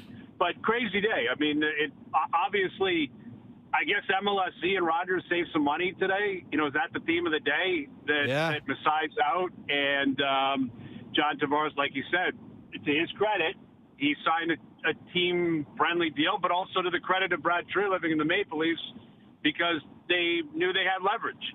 John didn't want to leave. He made it very clear. And if you don't want to leave and you want to stay somewhere and you want to win, then I think this was imperative, and I think it's an important sign. And we'll see what this means for Nyes, because I think there's a connection there, right? We can all remember 7 years ago, Tavares signed first, and then Willie and Austin and Mitch said, well, there's the bar. And I think if Tavares got paid either an appropriate amount, quote unquote, based on what the rest of the league thought he was worth, or they buckled and overpaid him, then Nyes probably would have been sitting there saying, okay, let's keep this party going. But the party possibly stopped here with Brad Treliving. He held his ground. I credit John. He wants to be a part of it. He wants to retire a Leaf, and that likely happens. Hayes, you know, we just had Danny Green on, a member of the 2019 Raptors NBA championship team, and Danny made a point, I think I've been hearing from a lot of NBA people today, is that, you know, you can let Masai Ujiri walk out the door, but good luck replacing him. How do you see it? Yeah, I see it the same way. I mean, I would argue I'm not sure there's ever been a person more synonymous with a sports team in Toronto in my lifetime than Masai and the Raptors. That includes Austin Matthews and the Leafs, you know, like Vladdy Guerrero Jr. and the Blue Jays. You can go back a long, long time. Like, they're synonymous. Masai is the Raptors. The Raptors have been Masai for over a decade. And I think if you're a fan of the Toronto sports teams, what has happened here, regardless of how you feel about Armstrong, which Raptors have not been good for a few years. You know, they haven't been, and Masai's been running the show. The Leafs, you know, stub their toe in the playoffs every single year. And, you know, yet we had a hand with the Leafs, Masai with the Raptors. What you were getting was integrity, and you were getting pure basketball guys and pure hockey guys. And now you have pure business guys like Keith Pelly and Rogers, who run everything now. It's kind of got like a pension plan vibe to it right now. You know, like, that's kind of what sticks out to me. And again, there are things to say about Masai, things to say about Shanahan and the way they built their teams and where the teams currently are, for sure. But they represented stability, culture, credibility, and Masai more so than anybody for the last, 30 years, probably since, I guess, Pat Gillick. You know, like, if we're talking Leafs, Jays, Raptors, like, the last executive to win something since Gillick would be Masai. And I think what's different between the Leafs moving off Shanahan and having Treliving and Masai leaving the Raptors and then Bobby Webster still being here is the roles are so different. Like, Treliving was a GM for a long time. Shanahan had his fingerprints over everything, undoubtedly. But I always have been of the impression he let his GM breathe to an extent, come up with a plan, kind of push for different things that I'm sure he would bend on. Masai's been doing everything for the Raptors for a decade. Like, Bobby Webster's been the GM, but he's really been the assistant GM. Like, the Raptors fired the GM, the architect of the team here, and a guy that, again, has been synonymous with their team for a decade. I'd say maybe the most famous executive, possibly, again, in the history of Toronto sports. And you're just not going to replace that guy. And what he created leading into 2019, and I get it, 6 years ago, and at some point, everyone's time runs out. But them winning in 2019, like, Fess, you can speak to this. Ro, you can speak to it. I think, Frankie, you can, even though you're younger than us. Like, I remember when they arrived in 95, and I would say up until basically Masai's arrival, never at any point did I actually think the Raptors would ever win a championship. Like, it wasn't possible. In your wildest dreams, it was never anything that was ever going to happen, ever. And Masai showed up immediately in conjunction with Tim Leiweke and said, we're going to do it. It's going to happen. I'll be ruthless if I have to. If you don't believe, that's fine. That's your problem. I believe, and I'm telling you it's going to happen. And his credit, he made everyone believe, and he did it. He talked the talk. He walked the walk. And now MLSC, Rogers, Keith Pelley, they've decided to move in a different direction.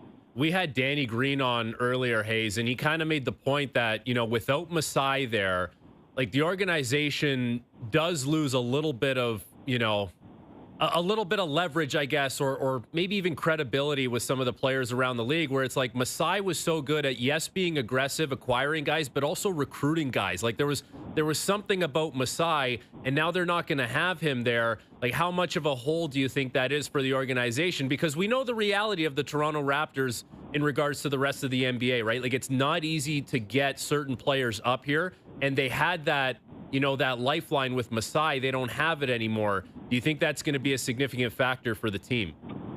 It has the possibility to, for sure. I mean, the one thing Masai never changed, though, is actually completely, reversing the viewpoint of this team, from the rest of the league and the players throughout the NBA, right? He had to trade for Kawhi, and then Kawhi left the second he could.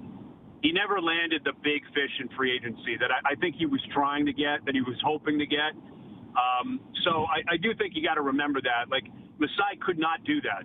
Danny Green left the second he could. Now, maybe they didn't want him to return, right? Like, Danny won, and he made the right choice. He went to the Lakers and won in the bubble and won another ring. But Danny left too, and Kawhi left. And so I do think where maybe his value is more so with the younger players coming in, with the players on the perimeter, with what he built in terms of, his eye for talent and putting in this formula that allowed them to build up guys like Pascal Siakam and Fred VanVleet and OG Anunoby and others, deeper in the draft, that became something. And I think in large part because of Masai. And then those guys wanted to be here. They didn't want to necessarily leave. So I think maybe where his biggest impact was, with the exception of the Kawhis and the Danny Greens, or that he built something where a lot of players, once they got here, they wanted to stay. He didn't change the perception of coming up here in the first place. Mm-hmm. Like, that never really changed. I would say, if anything, though, it does probably take a hit. I don't know how substantial it is, because Masai would have been the guy making the pitch. And now it's Bobby Webster. And Bobby's been in the seat for a while, and Bobby's got cachet in the league, but he doesn't have the same persona. Like, Masai Ujiri is a bigger-than-life personality, and he's got an aura to him. And that's not something that can be replicated. Keith Pelley can't make that sales pitch. He can't. He won't. The ownership can't the way that Masai could. So I think there's something to it. It's deeper in the weeds. I think the impact that Masai had in terms of that reputation that you're speaking of. Mm-hmm. But his plan, I guess, I'm curious to see where it goes. They get through the draft. I'm sure he saw this coming. Now Bobby and his staff stick around. What happens in the next 2 weeks in the NBA? Because as we all know, it's absolutely bedlam, and the Raptors better have a plan, and they better be ready to execute it. Well, the moment that Giannis supposedly was open to being traded, people gave the Raptors a chance because of Masai. And now that he's out, and I don't know if Giannis is going to be traded or not this offseason and how long he's in Milwaukee, but you have to think that whatever the odds were that the Raptors would land someone like him, even though, as you point out, he doesn't have the track record of going out and getting big names outside of the trade for Kawhi Leonard, that the Raptors, those odds have essentially been erased. Possibly, for sure. Yeah, I mean, I don't think there's any doubt. I think what Masai represented also was he was the guy that won. Mm-hmm. Like, he was the guy that put together the team that won. And that's an important sales pitch for, potential free agents or these big names we're talking of who have effectively control their own destiny. Like Kevin Durant is not go-to, and that's where he went. Like, he went to Houston, so that's still the reality of the NBA. I do think, that's probably where the Raptors took a hit. The idea that someone of that status, maybe even Kawhi, right? Like, it was reported on early, like Kawhi wasn't ecstatic about coming up here. I'm sure Masai sold it. Can the next guy sell it? Can Bobby Webster sell it? Can Keith Pelly sell it? I mean, that's going to be a big, big story moving forward. Again, with the Raptors, with the Leafs, with, I guess, TFC, the Argos, the Blue Jays, if everything gets folded into one with Maple Leaf Sports, and I'm going to have for the Toronto sports scene, because, there's been a lot of consistency, a lot of credibility with Masai Ujiri, Brendan Shanahan, and others for a long time. And it feels like we've had two dominoes fall, major ones, in the last month and a half with Shanahan and now Masai today. And I'm bracing for more impact as we move forward. Well, Hayes, how do you interpret sort of the beyond the savings that Tree Living makes here by getting Tavares under contract at 4 years by $4.38 million? Beyond the here and now impact of that, which is considerable, considering every dollar counts, and we know what can happen when a team gets capped out and it needs things on its roster that it can't afford. Beyond that, do you think there's any, kind of tone setting going on here with Brad Tree Living saying, "Hey, this is a new era. This is not Kyle Dubas being buddy with all the agents and giving them every last nickel. This is an era where it's got to mean something to be a Maple Leaf." And that's going to cost you. Am I making too much of that? Is that dreaming, or can you see an element of truth to that? There's an element of truth to it. I think it possibly was a perfect storm here with Tavares. Being here for 7 years, wanting to be a Leaf, remain a Leaf. His family's here. He's set up. But when the Stars signed Duchesne a week ago for effectively the same contract, right, with deferred money, it's effectively the same thing. It's actually a better cap hit for the Leafs. That was also what should have been applied here. So I don't even know if it's necessarily as much that Tree Living, by doing this with Tavares, is swinging it so far in the other end of the spectrum where it's like ruthless. I think it's more so that Tree Living is, by doing this and getting and selling Tavares on the idea of accepting it and signing it, is that Tree Living is saying the days of a Toronto tax are over. We're not going to treat you differently because of this perceived pressure that comes with the market and this perceived tax that's necessary to possibly live and operate in this fishbowl that is the Maple Leafs. And I think that's probably what happened here. Yes, it's a discount based on what we're going to hear and what's going to be said. And I'm sure if Tavares got to market, maybe he could have got $6 million a year or $7 million a year. So could Matt Duchesne. And, so could other players. Jamie Benn maybe could have gone to market. You want to stay somewhere, you want to play, you want to win. The Leafs, I think it was mandatory that this finally happened. And I am hopeful that this is the beginning of them simply playing by the same rules as everyone else and expecting their players to understand that that's going to be the case.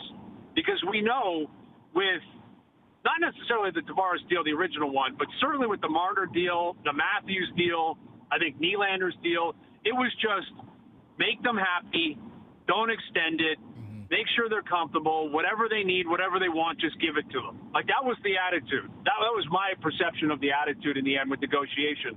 And it was always silly. It was always going to cause them a problem in the end, and they were always going to play by different rules. And I think it hurt them in the end. And I think that's what this symbolizes to me. Is yes, it's a discount, but he's not making $1 million or $2 million. He's still got term. He's still making good money. And I think the Matt Duchesne deal was a sign to the rest of the league. If he's willing to do that for Dallas, why would John not be willing to accept that for Toronto? You just got to sell it. And I think Trey Living sold it, and I credit him for doing that. I think you bring up a good point there, Hayes, about, in the past. In the past, it felt like, hey, give these guys whatever they want or very close to it, because it's hard enough to play in the league against everyone else. Why do we want more friction and more tension within the organization? So they got it. They didn't deliver.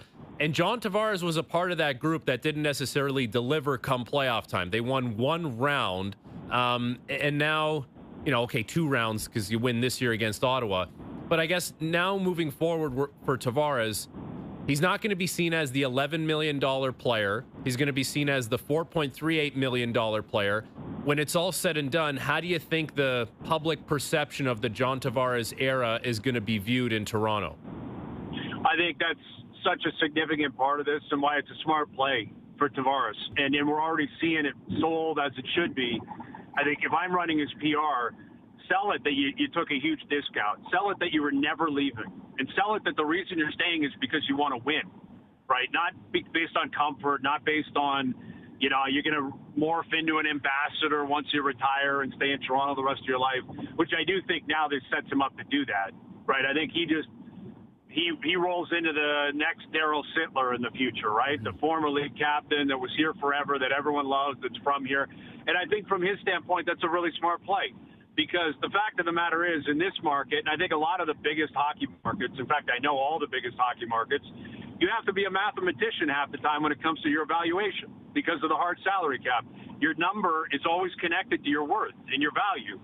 And now that he's making $4.38 million, there's a big separation in terms of the spotlight on John compared to what's going to be on Austin and what's going to be on William Nylander and what's going to be on Matthew Knies when he signs his next deal. And I think that's wise for Tavares. Like, take a step back. Now, he still has to pull his weight.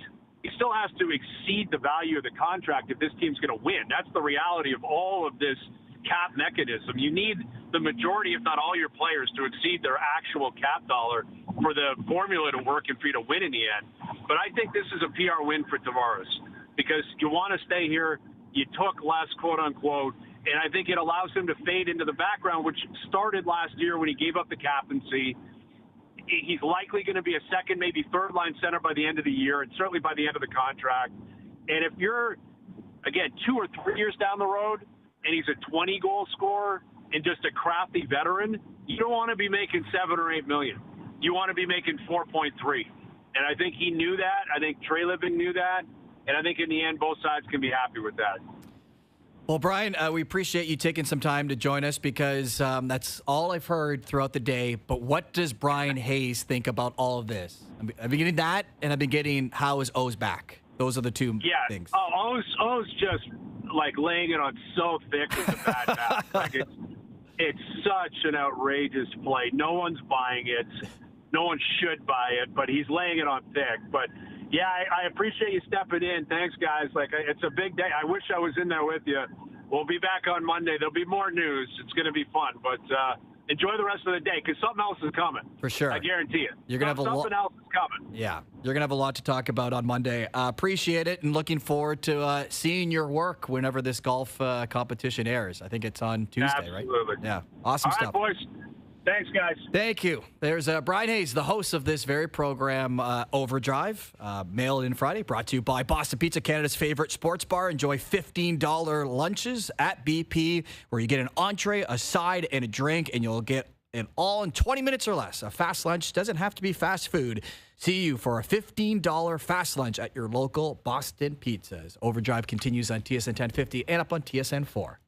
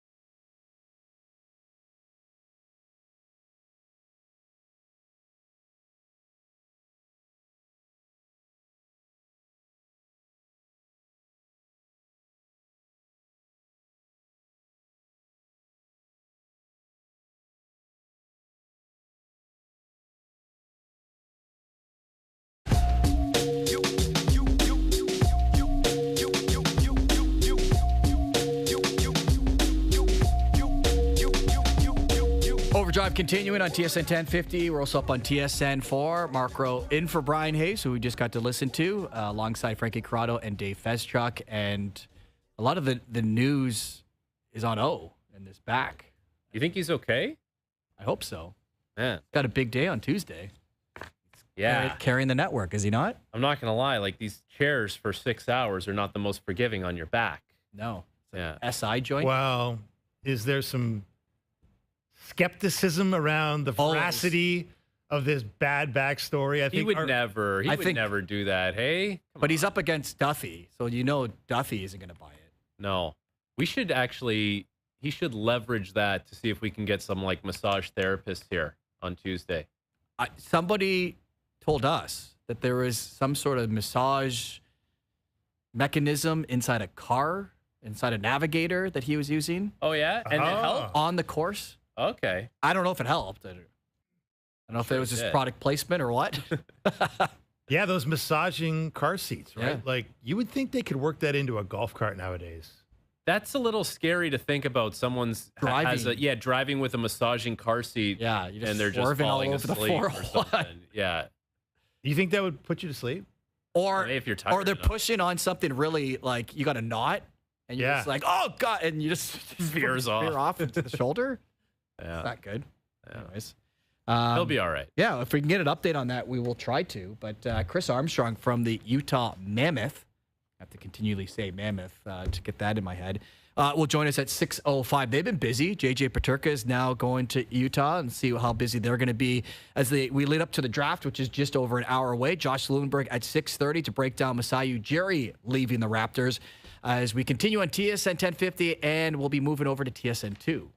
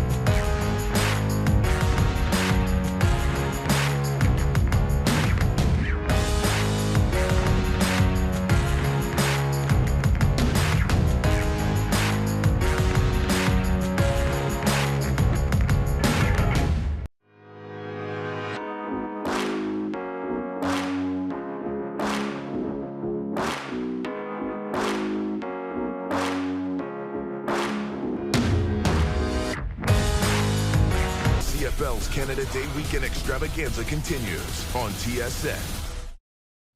It's Mail It In Friday. Yeah, hi, it's Bill Lumberg again. Yeah, it isn't a half day or anything like that. This is Overdrive. It's not that I'm lazy. It's that I just don't care. With Hayes, Noodles, and the O-Dog on TSN 1050.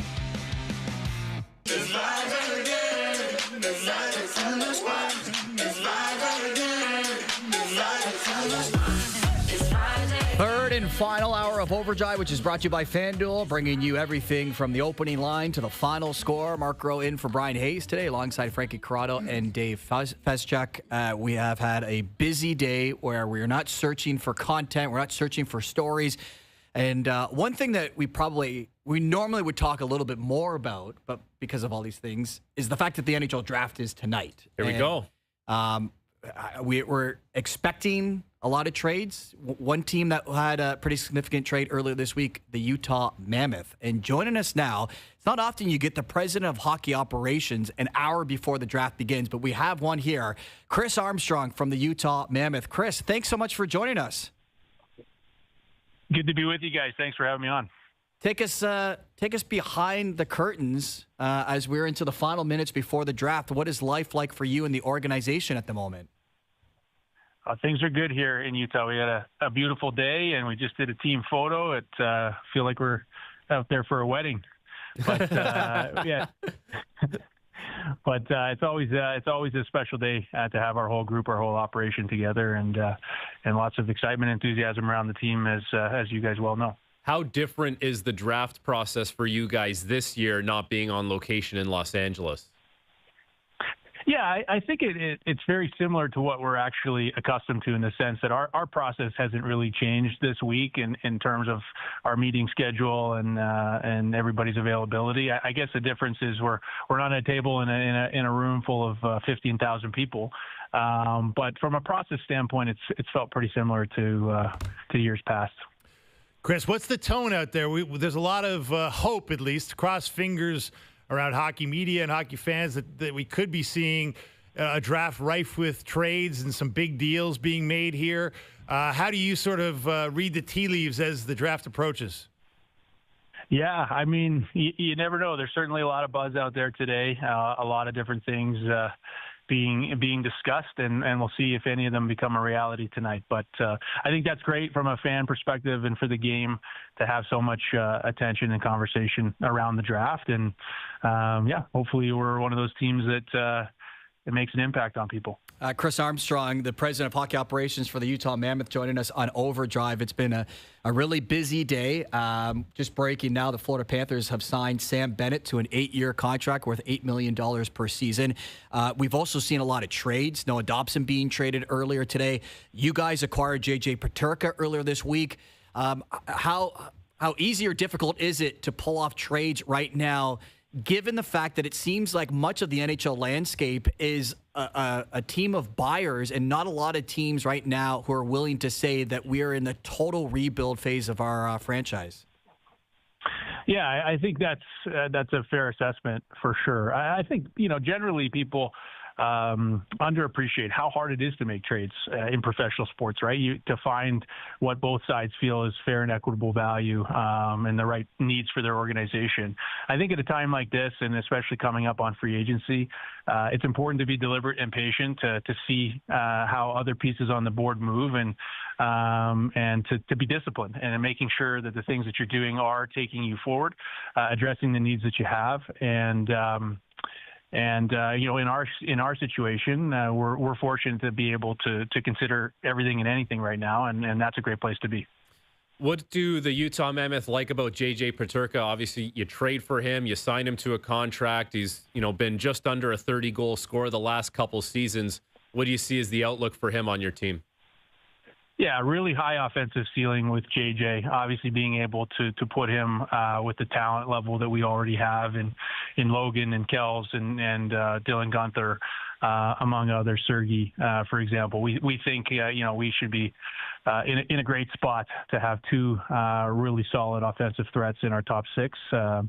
or in both of our top lines rather, and that we've got a really solid top six now with the addition of JJ. By the same token, we also said goodbye to two exceptionally young, talented players and high character people in Donor and Kesson. And we think the fans of Buffalo are going to fall in love with both of those guys as our fans did in our inaugural season. So, but we're excited about what JJ brings, and just gives us that additional offensive punch that we were looking for on the left side.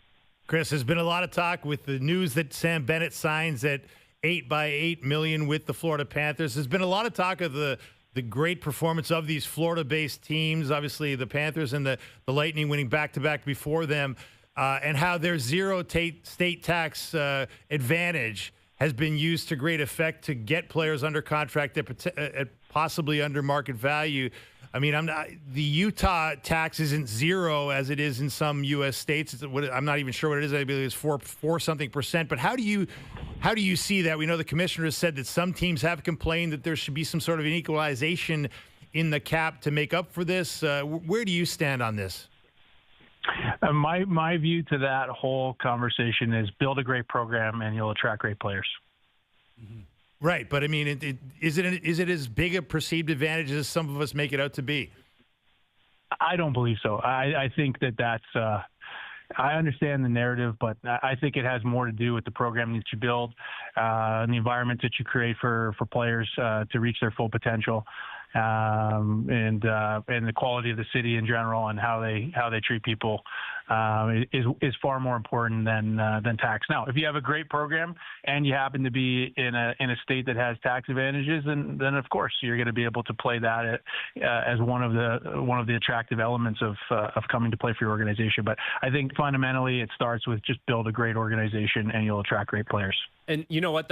It's so true, because if you look at what those teams in Florida, what Dallas, what Vegas have built, great practice facilities. We just saw the Florida Panthers build one, and good organizations where you go and you feel like you have a chance to win. Now you guys are in a situation in Utah where you have a very motivated owner. You guys are making upgrades to the arena. You're building a state-of-the-art practice facility. Can you kind of, tell us about what's going on in Utah as far as, building something that players will see as an attractive place to go in the future?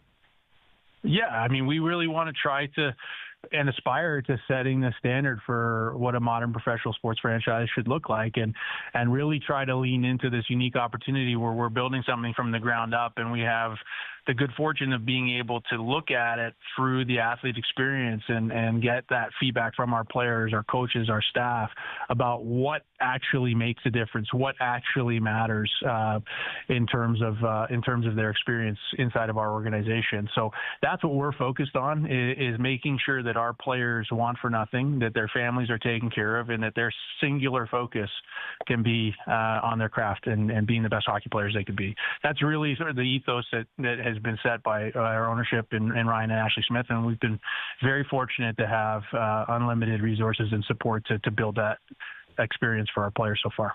Chris Armstrong, the president of hockey operations for the Utah Mammoth, joining us on OverDrive. And given the progression of this organization, which you can still go back to the Arizona days, but maybe even more particular with this new fan base, that everything worked well in the first year, but you really want to captivate that new group of fans that you have. How much urgency is there going into this offseason or in the midst of this offseason that you are willing to go out and maybe make a big move that you wouldn't have a couple of years ago, knowing that you're ready to do it, but also you got something special in a new city?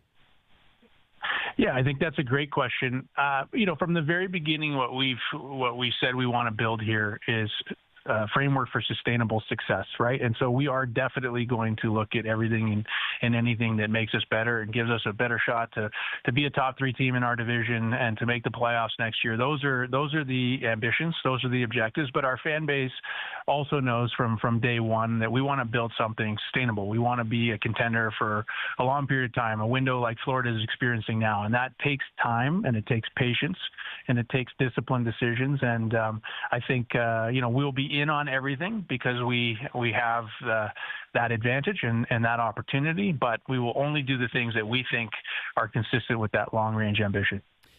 Well, I started our conversation by saying it's not often you get the president of hockey operations literally minutes before the draft begins. So with that, we don't take that lightly. We appreciate you taking some time to join us today. Good luck with today's draft and good luck with the rest of the offseason. Thanks, guys, very much. It was great to be with you and appreciate your coverage of the game. There you go. Chris Armstrong from the Utah Mammoth, who have already been pretty busy to begin the offseason. It's been, as you just heard, a busy day where you're in the middle of a conversation and you see the breaking news that Sam Bennett has signed an 8-year deal worth $8 million per season. I think those numbers line up with what a lot of people expected to happen, especially considering the situation in Florida, as you point out, Dave, with the tax, but also he's simply just in a great situation where you go to another team and you might make a couple $1 million more a season. You're not guaranteed to have the same kind of success both individually, but certainly at a team standpoint when you're part of a juggernaut right now. It's just such a good place to be when you know that all these guys that are playing beside you, you can count on them. Yeah. They're championship-proven guys. Like, why would you want to rock that boat? Why would you want to go out there and scrounge for a couple more million? Now, I'm not saying that there won't be guys that do that. Maybe Brad Marchand will do that because he was playing probably under market value in Boston for the past handful of years.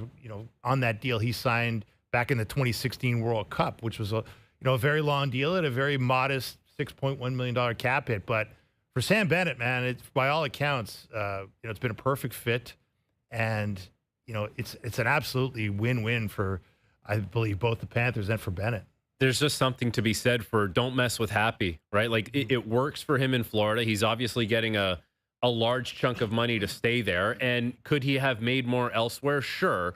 But you might be a different Sam Bennett playing for the Seattle Kraken. Like, it might not be the same effect because you don't have the same group of savages around you that you have playing for the Panthers. So it's a home run for him. He gets 8 years. He gets a ton of money. He gets to stay in Florida, and he gets to be the same Sam Bennett. Like, nothing changes. He doesn't go to another team and all of a sudden he's a different element than what they already have, and it doesn't look and it doesn't act the same. He gets to just continue this happy run here playing for the Florida Panthers. And you know what? Give the guy a lot of credit because he had an unbelievable playoffs. He was the Conn Smythe winner. He absolutely deserved that, and he absolutely deserves to cash in. And for me, this is him still cashing in a very significant way in Florida. And now you have a group of teams that are going to have to pivot, and one of those teams could be the Toronto Maple Leafs, who we never know how seriously they thought they had a chance at Sam Bennett, but you have to think going into July 1st, they at least had that money allocated towards, if we get to that stage, we're going to put our best foot forward, and we're going to offer them whatever it is, $9.5 million, 10, whatever it was. And now you're going to use that money somewhere else. And I'm assuming they had plan B's and C's already. Oh yeah, ready to go. I don't even know how close Toronto would have been in this one. It might have just been. No, but you weren't. In Florida. You were holding. You're waiting for that decision to happen. Yeah, you have like your cap structure based on if we get Bennett, if we get Marchand, like who's your headliner. Their headliner's obviously not going to be Sam Bennett now, but it still could be Brad Marchand. We don't know. Although it sounds like Florida would want to keep him as well. But now Florida has a little bit of cost certainty, right? They know they got $8 million allocated for Bennett, so they can chip away at Marchand and Ekblad and see if they can get that done. And just like it helps them that they signed Tavares today and not a week from today, this happens today and not 5 or 6 days down the road, where a team like Toronto is still holding a little bit of hope and not signing someone else because we got to make sure that we keep the $10 million. It's also one of these things now where if you're in the Atlantic Division or you're in the Eastern Conference, it's like Bennett's back. Life isn't any easier. Yeah, one of those guys between Marchand and Ekblad, they're probably going to be back. And you're like, it doesn't look like it's getting any easier to knock off the Florida Panthers. Well, you just look at the stability the Panthers have built here. You got Bennett for 8 years, but you've got going in for 5 more years. For the next 5 years, they've got Barkov for 5 more years, Kachuk, Reinhart, Bennett for 8 more years, Verhaeghe, Lundell, and then you go top 2 defensemen in Forsling and Jones. Obviously, Ekblad may or may not be back. The only guy they don't have beyond next year is Bob, right? Bob. the linchpin of it all, probably in a lot of ways. So and at his age, that's the one guy that I guess you're hoping his play falls off or they're not able to re-sign him next year. Yeah. You know what's interesting about the Bob thing? Like, you bring up the state tax. They had to pay a lot to get him back in 2019. Like, they hadn't established themselves as these Florida Panthers where everyone just wants to go there. They didn't have the practice facility. They weren't and it was a bad deal at first. Right. And it was looked at like, overpaid. Holy moly, they really had to overpay to get Sergei Bobrovsky. Well, it turns out, 2 Stanley Cups later and 3 Stanley Cup finals, you're happy that you did it. But I mean, it kind of just to Chris Armstrong's point, like, you have to build it first and then you can reap the rewards of, the state tax thing.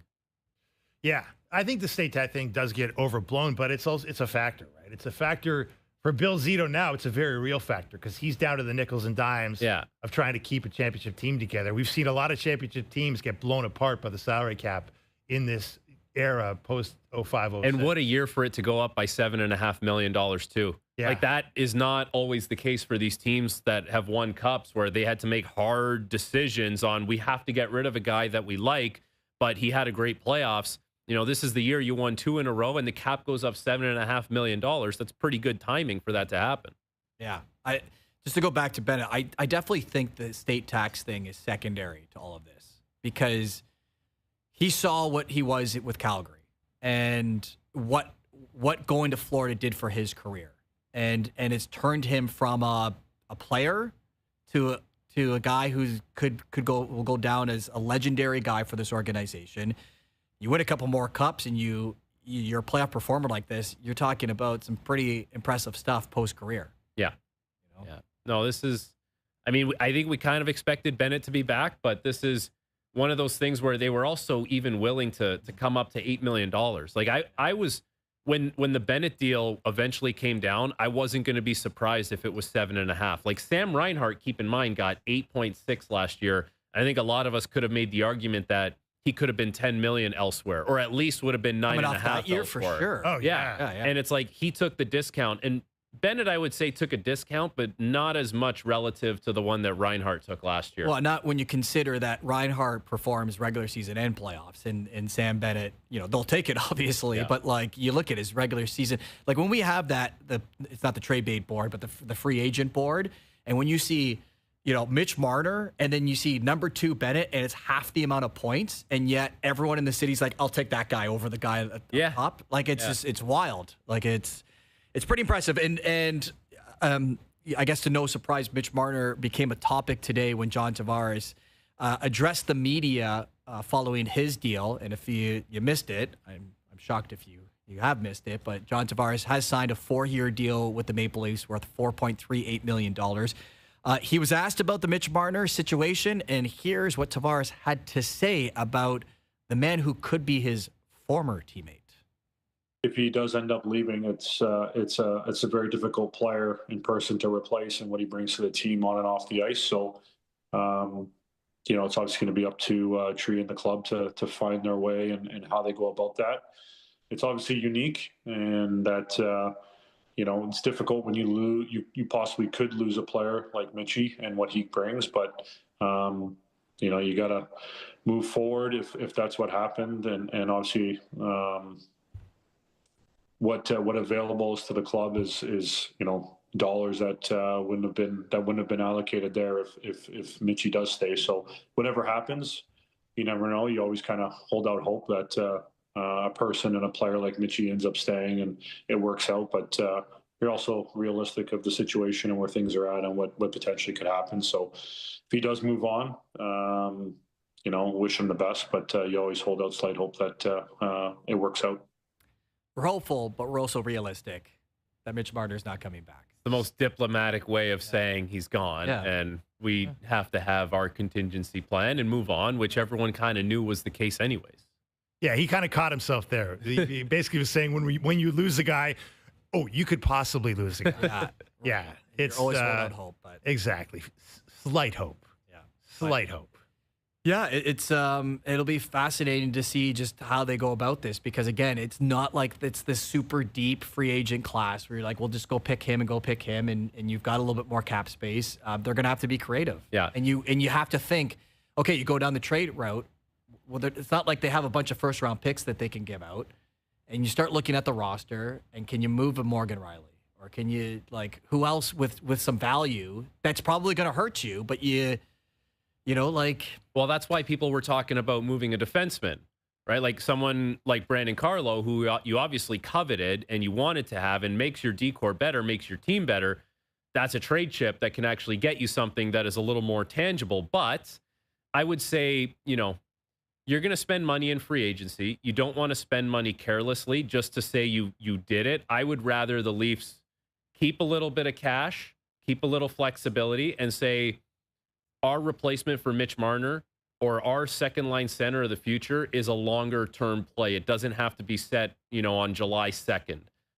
We're almost at the point where we can keep ourselves flexible so that if something does come up, if it's a trade or whatever, we're able to strike at that moment. And then you're not shifting things around at the last second or saying we're hamstrung and we can't do anything. Yeah, exactly. Like if they could have got something for Nick Robertson, they probably would have got something for Nick Robertson by now, right? Like, how long has that one been floating in the ether, right? That he might be traded. Yeah. If you want to trade Morgan Riley, well, Morgan Riley's going to have something to say about that. Yeah. With his no movement clause. That's not happening. I can't see that. It's hard to imagine it happening. Nothing's impossible. But Carlo's attractive because he's got, an 8-team modified no trade clause. And his cap hit's under $4 million. Right, and he's a serviceable player. And look at, if you look at the board of players that are UFAs, I look at Gavrikov left-handed, Provorov left-handed, Orlov left-handed. Fabro is the first right-handed defenseman outside of Aaron Ekblad.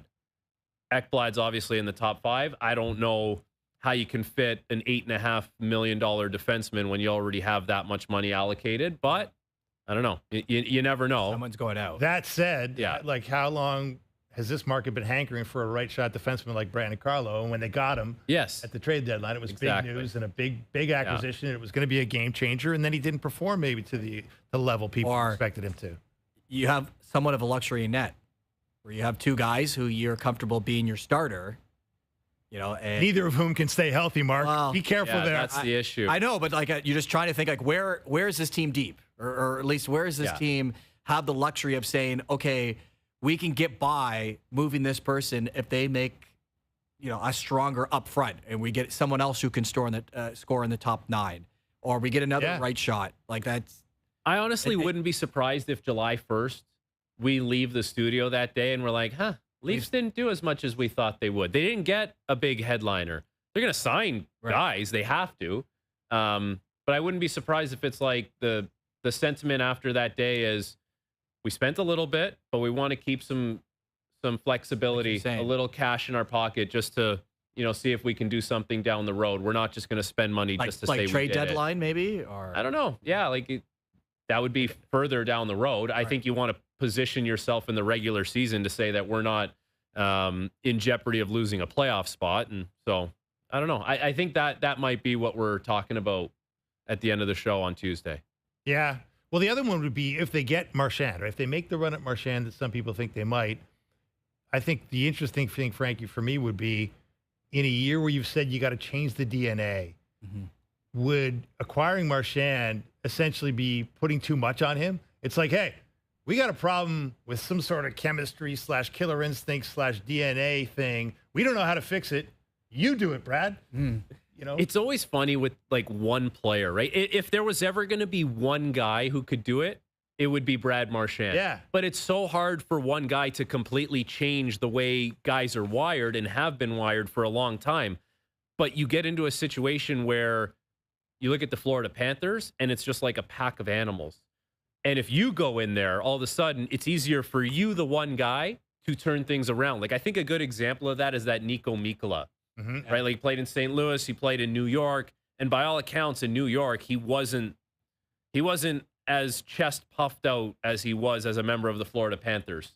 But all of a sudden, you get down there and you're around Bennett and Kachuk, and then, you throw Ekblad's a nasty player. You throw Marchand into the mix. Everyone walks a little taller because you're just one of the guys who's like that. But it's hard for one guy to turn a bunch of guys like that. Right. Well, and Marchand's also not playing on your third line in Toronto. No, definitely not. That's the other situation where he's getting a top 4 defenseman probably on the ice every time. And that makes you wonder, Brad Marchand's a smart guy. Like, does he realize, a la Sam Bennett, I've got it so good here. Yeah. Chasing a couple extra bucks, but getting a bigger role and more expectation, and me expected to be a miracle worker in a market that hasn't been able to figure it out, that might not be worth the extra dollars. It's a good point for Bennett, too, because if he goes somewhere as a $10 million player in 5 years and he's still putting 51 points on the board and your team's not making the playoffs, that's tough to digest that $10 million for the player and the organization. I don't care how much the cap is going up. So he's positioned himself, I think, to keep things somewhat realistic in Florida. So a lot of questions to be answered for the Maple Leafs. The same can be said for the Toronto Raptors, especially after today's news that Masai Ujiri and the team have mutually parted ways, a.k.a. he's been fired with 1 year left on his contract. Josh Lewenberg, our Raptors reporter, will join us when we return on Overdrive on TSN 1050, the TSN app, and also up on TSN 2.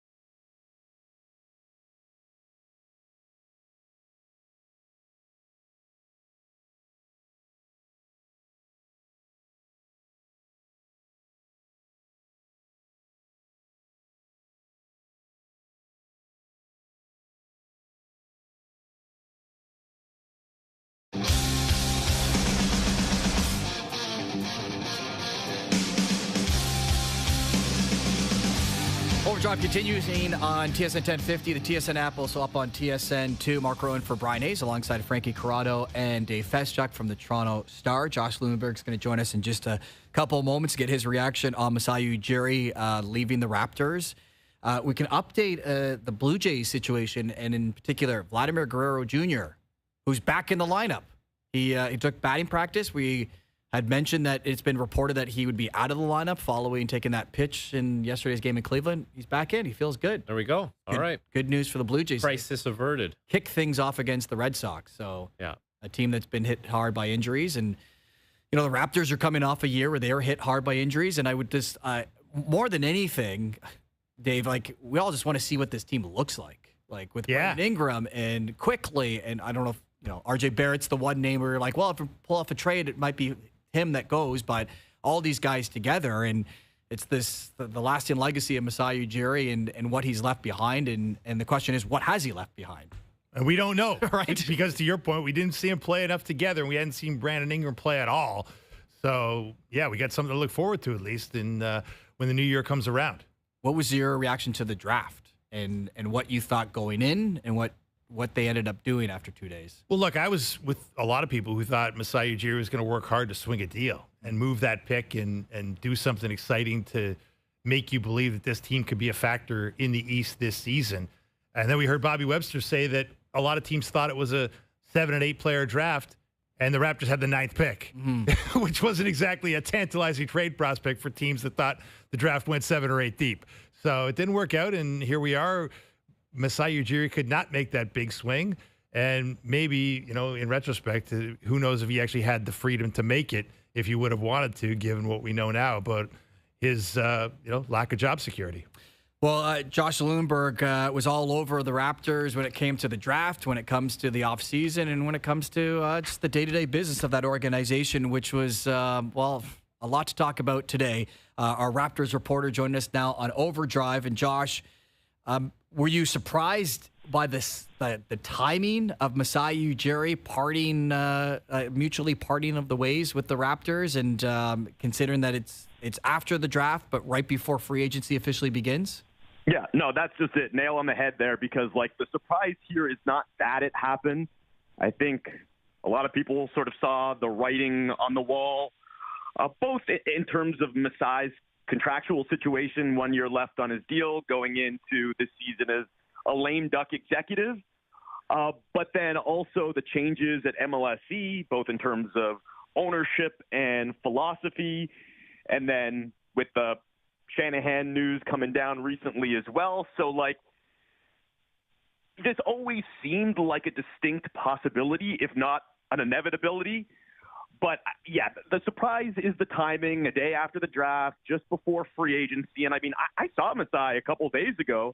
It sounds like this has been in the works for at least a little bit, that he probably would have known that the axe was coming pretty soon. And I got to say, good poker face on Masai, because he seemed pretty jovial. He seemed like himself. I certainly didn't get the sense that this was imminent, but here we are. I woke up today expecting to meet Colin Murray-Boyles, and instead I eulogized the iconic tenure of one of the most impactful figures in the history of Canadian sport.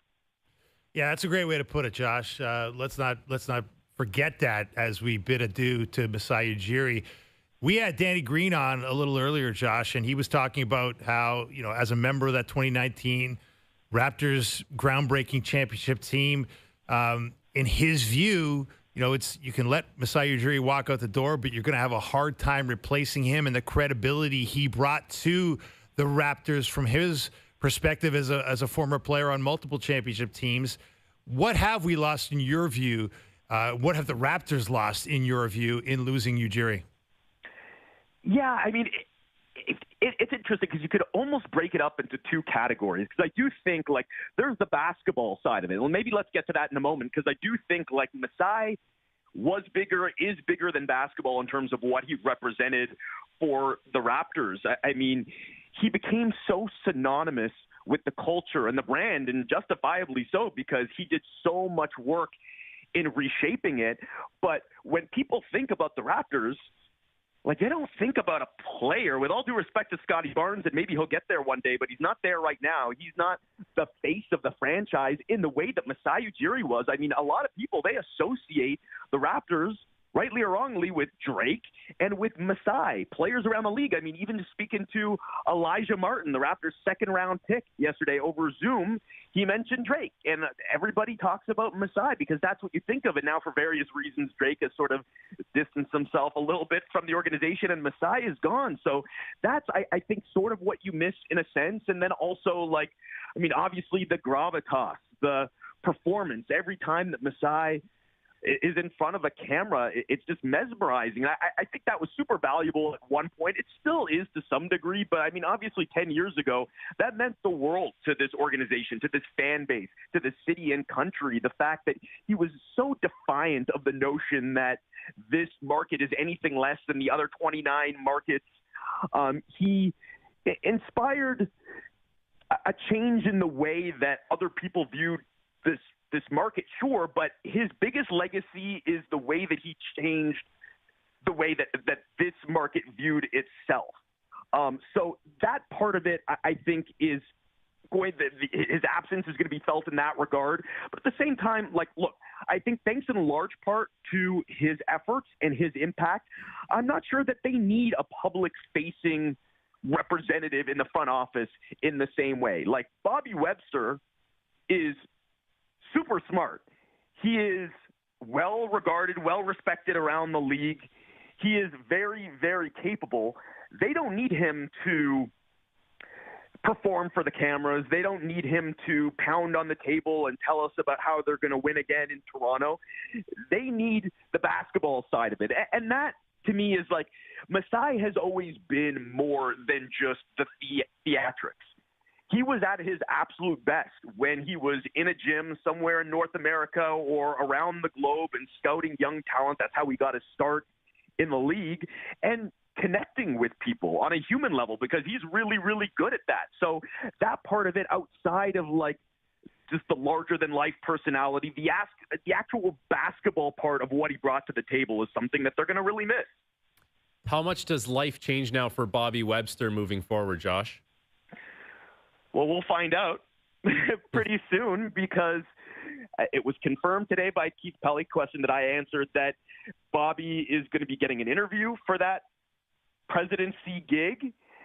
And, I mean, he better get it, because if he doesn't, that creates a pretty awkward situation for everybody, because then all of a sudden, I mean, certainly he knows that he would have been passed over, and everyone else would too. We'll all know that he would have been passed over for the job, and he'll have to report to the person that got it instead. So that's a pretty awkward situation in and of itself. But then, like, let's say it is an external candidate that's coming in and getting this job. Well, first of all, I'm not sure how appealing that job is to people right now, considering Bobby Webster, Dan Tolzman, the entire leadership team minus Masai, they're still here and they've been extended. So somebody's going to come in here potentially, and they're not going to be able to install their own people. It almost does feel like I just finished my column for TSN.ca, and I described it as a house of cards where, like, right now it's fairly stable in the sense that, like, I have a lot of trust and a lot of faith in guys like Bobby Webster and Dan Tolzman. I don't think that this is a disastrous situation by any means. It's certainly not one that we couldn't have seen coming at some point, but it seems pretty flimsy right now, pretty precarious, and certainly on the cusp of toppling over if MLSE doesn't know what they're doing and doesn't handle this the right way over the coming months. So, Josh, today's news has obvious long-term effects on the organization, but when you think of the short term and how they approach this offseason and how they approach Tuesday moving forward with the free agency becoming official, how does it change the course of action of the Raptors in trying to take that next step in becoming a team that is playing playoff basketball a year from now? I'm not sure it does, to be honest, because as I mentioned, like the leadership team is still in place, which means that the vision is still in place. And clearly, MLSE doesn't have a problem with the vision, right? Like, if they did, then Bobby Webster wouldn't still be here, and then Masai also wouldn't have been allowed to monitor or have some say in the draft selections here. They would have brought in new people, and that's why, like, look, I'm pretty confident in saying the obvious here. The elephant in the room, and something that Keith Pelly could not say in a microphone, is that this wasn't a basketball decision. This was a business decision, and that's perfectly fine and reasonable, considering, as we know, basketball, the NBA is a business, but like, first and foremost, this was a cost-cutting move. You mentioned Vladimir Guerrero earlier. He's getting the money that Rogers wouldn't pay Masai. There are teams that have been sniffing around Masai's availability, which is the case whenever his contract is coming up. And so he would have had quite a bit of leverage going into negotiations and surely would have been looking for another expensive new deal. He's already one of, if not the highest paid executives in pro sports. So, like, I would have said that this was personal with obviously the history between Ed Rogers and Masai and him reportedly blocking his extension back in 2021 if he didn't also sign off on the dismissal of Brandon Shanahan a few months ago. This feels more like, as I mentioned, a business decision than a personal one, to where they're saying, like, it doesn't make sense to spend this kind of money on anybody in that position. And I would wager that whoever ends up in that presidency gig is going to be making a fraction of what Masai made. So, yeah, like I said, I think there's long-term ramifications here. In terms of the short term, it sort of evens out a little bit, where Masai and his reputation, his persona, like, that would open a lot of doors for the Raptors. His Rolodex, that would open a lot of doors for the Raptors. I know, like, players, agents, other teams, like, they respected him even if they didn't like negotiating with him. So it hurts in potential negotiations moving forward not to have him. Now, look, I don't think they're going to be signing any major free agents anyways. They don't really have the money to do that. So I don't know that that matters so much here. But I also think, when I say it evens out, I also think, like, that persona that I mentioned, the larger than life, all of that, like the idea of Masai Ujiri scared a lot of people away too. There are a lot of rival execs that were jealous of him, that were intimidated by him. And I've heard rumblings of a number of transactions over the years, potential trades, potential signings, that were maybe broken up because teams said, we even know with James Dolan over the years in New York, that were broken up by other teams saying, like, oh, I don't want to deal with Masai Ujiri. So maybe some more opportunities open up. Maybe some doors are shut. Who knows? We'll have to see how it plays out. Again, like, I think the optimistic view of this is that maybe it evens out. Yeah, for sure, Josh. I mean, you make a lot of great points there. You look at Masai's job market now, that he's a free agent essentially, although no one's crying for him. He's going to be paid well if he doesn't get work immediately. He's under contract through this coming season with the Raptors, and we all know about the payment that's going to be made, or based on the rise in the value of the franchise that he negotiated so deftly back in 2021. But if you had to make a guess of where Masai Ujiri might land in the coming months or even the coming year, what's on your mind? Yeah, well, we'll be just fine. The world is his oyster, so it really could be anything. Like, he could have a job today if he wanted one, or he could take his time and wait and handpick his next opportunity, whether that's in basketball or outside of basketball. When I say outside of basketball, like, he could virtually do anything that he wants. So not a bad situation, not a bad time to be Masai Ujiri. I mean, as I mentioned, like, there are teams sniffing around. He's one of the most highly regarded and still sought after executives in pro sports. Like, look, the luster has worn off a little bit since the championship, at least in this market. The last few years have not gone well, but I'm not sure that's going to matter to other teams when they look at his resume and they look at what he brings to the table. So, yeah, if it ends up being something soon and it ends up being another NBA team, there aren't that many options. Atlanta is the one that keeps coming up. They've been lurking, but like, I don't know that that's such a great job. I don't know that that's such a great opportunity. And Masai is nothing if not patient. So maybe he does wait this out. And I think, like, one of the things that a lot of NBA people are keeping an eye on over the next half decade or so is potential expansion. The NBA going from 30 to 32 like the NFL, and there are a lot of interesting markets at the top of that wish list for the NBA. I know Vegas is one. Going back to Seattle is another. There are some potential options here in Canada as well. Vancouver, Montreal have been mentioned. So I wouldn't be shocked if he does go down the route of wait and see. If he ends up starting somewhere, something from scratch, an interesting opportunity that maybe doesn't even exist right now.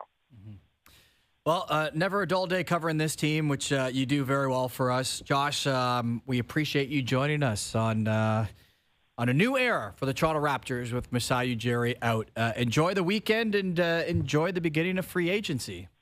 Thanks so much, guys. Talk soon. There you have it. Josh Lewenberg joining us on OverDrive, where the Toronto Raptors now go into this offseason with this massive change, but they go also into an offseason where there's a ton of opportunity in this conference.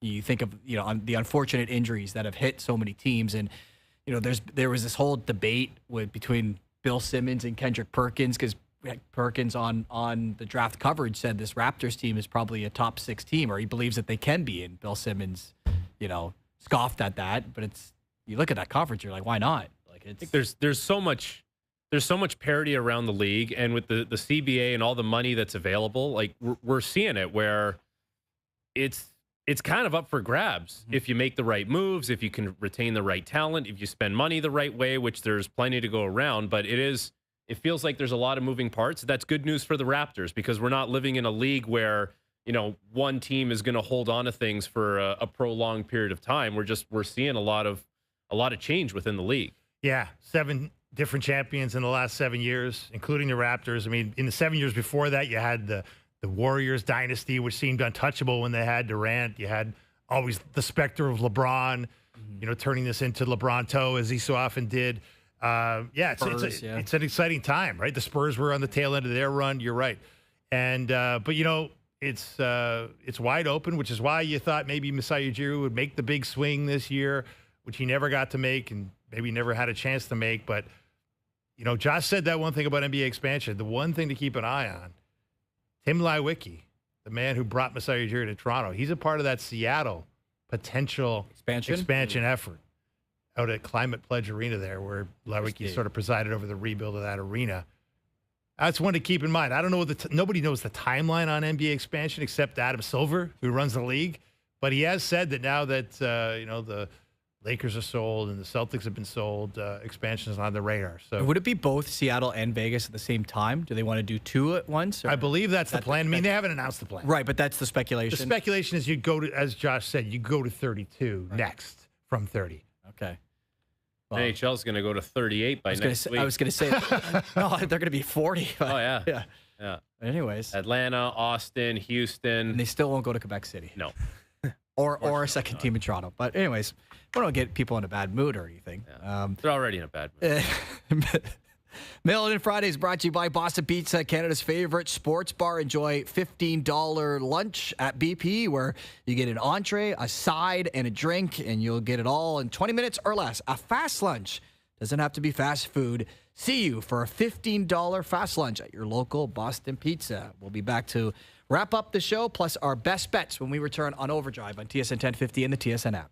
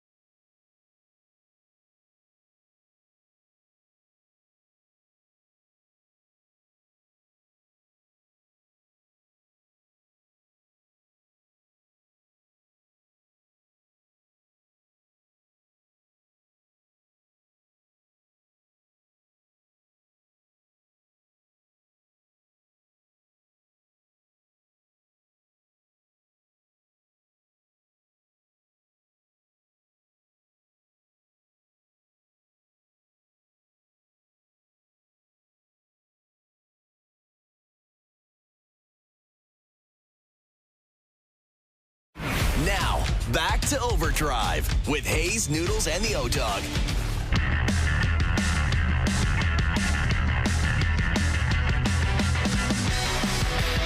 Overdrive continuing. Mark Rowe in for Brian Hayes alongside Frankie Corrado and Dave Feschuk. Today's best bets are powered by FanDuel. Make your picks and Jays to win the opener against the Red Sox.